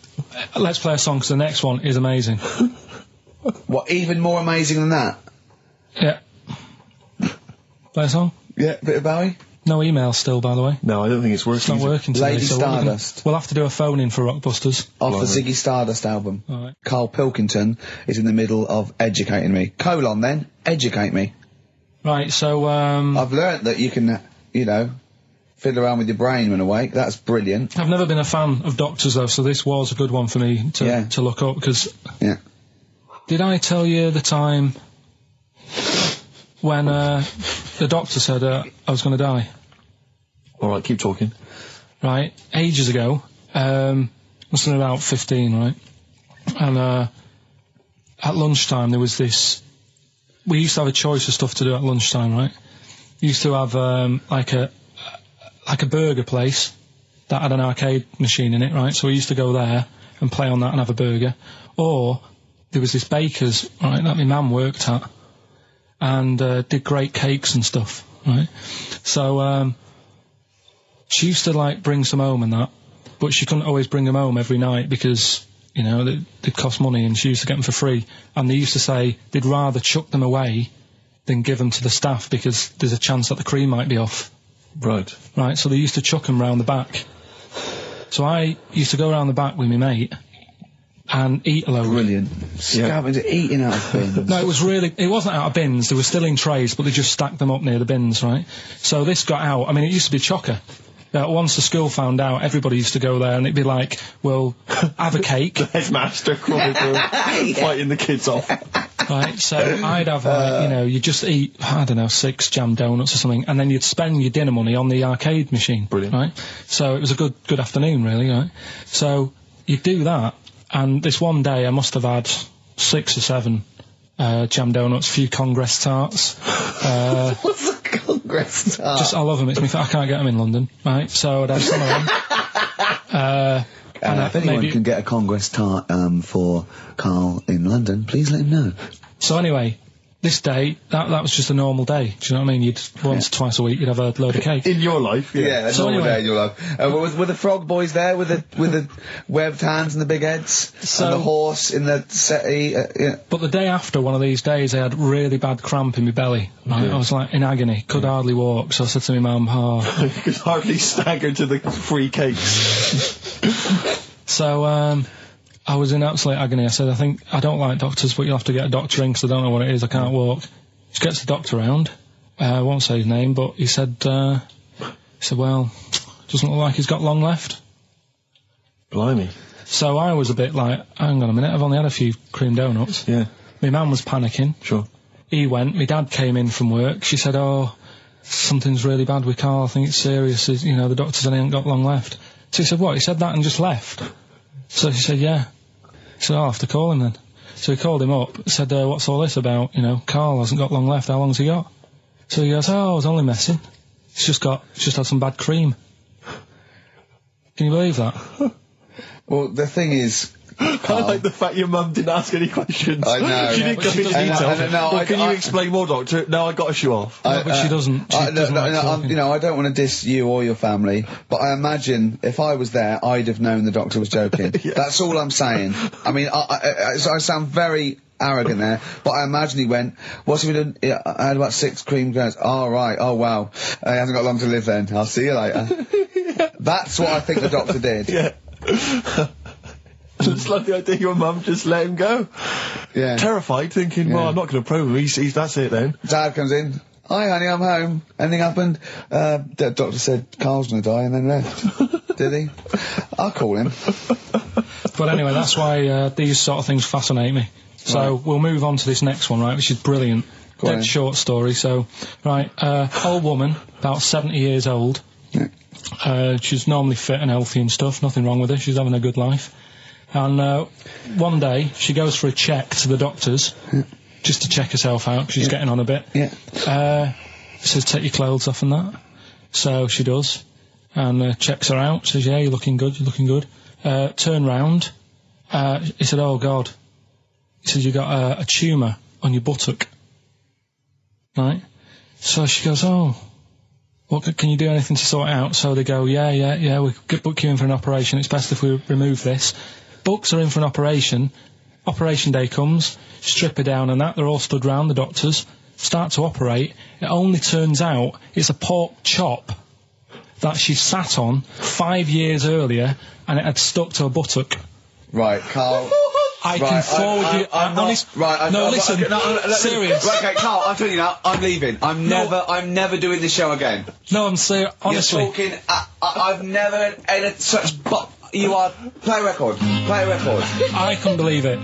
What do you mean you can't believe it? Stop the record. Right, okay, right, what do you mean you couldn't believe it? No, when I read it, I said, I've got to tell Ricky that. This woman had a pork chop stuck to her arse for 5 years, you mental case. Of course she didn't. Doves caught by the river. People are going to think you're thick, Karl. Well, they can think what they want, because if they do their own research, they'll probably find the story. Because it won't have happened that many Karl, times. think about it. I mean, how could an old woman have a pork chop stuck to her arse for 5 years? She said she couldn't remember even making one, so she was as surprised as the doctors were. But hold on though, she presumably must have sat on it naked. Yeah. Didn't that bring back any memories? I know it's weird, but... Karl, Karl. But why would it stay there? Why wouldn't it fall off when she had a bath or a shower? Grease. What about a bath? But why didn't the doctor realise that when he first looked at it? Yeah. Was he not paying attention when he said, I think it's a tumour? Didn't he not look a bit listen, closer? think about it. A pork chop stuck to your ass for 5 years. You're naked, you sit on a pork chop, you go, nothing. Yeah, no, there's nothing weird about that. I can't feel anything. Even if you had a dead leg, the time you that pork chopped it. What else you got dressed? Well, she might have not have done that much. She's old. She probably just sat down and didn't move for a bit. And over time, it's stuck. And then What do you mean over time it's stuck? Do you think the longer something there, the more it stays there? Look, I know that's why The I pork picked chop it. goes, well, we've been here a year. We're Richie, not that's going why to I move picked now. it. I don't think we're going to move now. But I'm quite, attached to this buttock. I think I'll stay here for another 4 years until some doctor works it out. I love the idea they got her into hospital, they gave her the bed baths, they got her ready for the operation, they laid her out. They were just right to take get the scissors or the knife, make the incision, hang on a minute. This is a pork. This is a Bring pork me a frying chop. pan. This is a pork chop.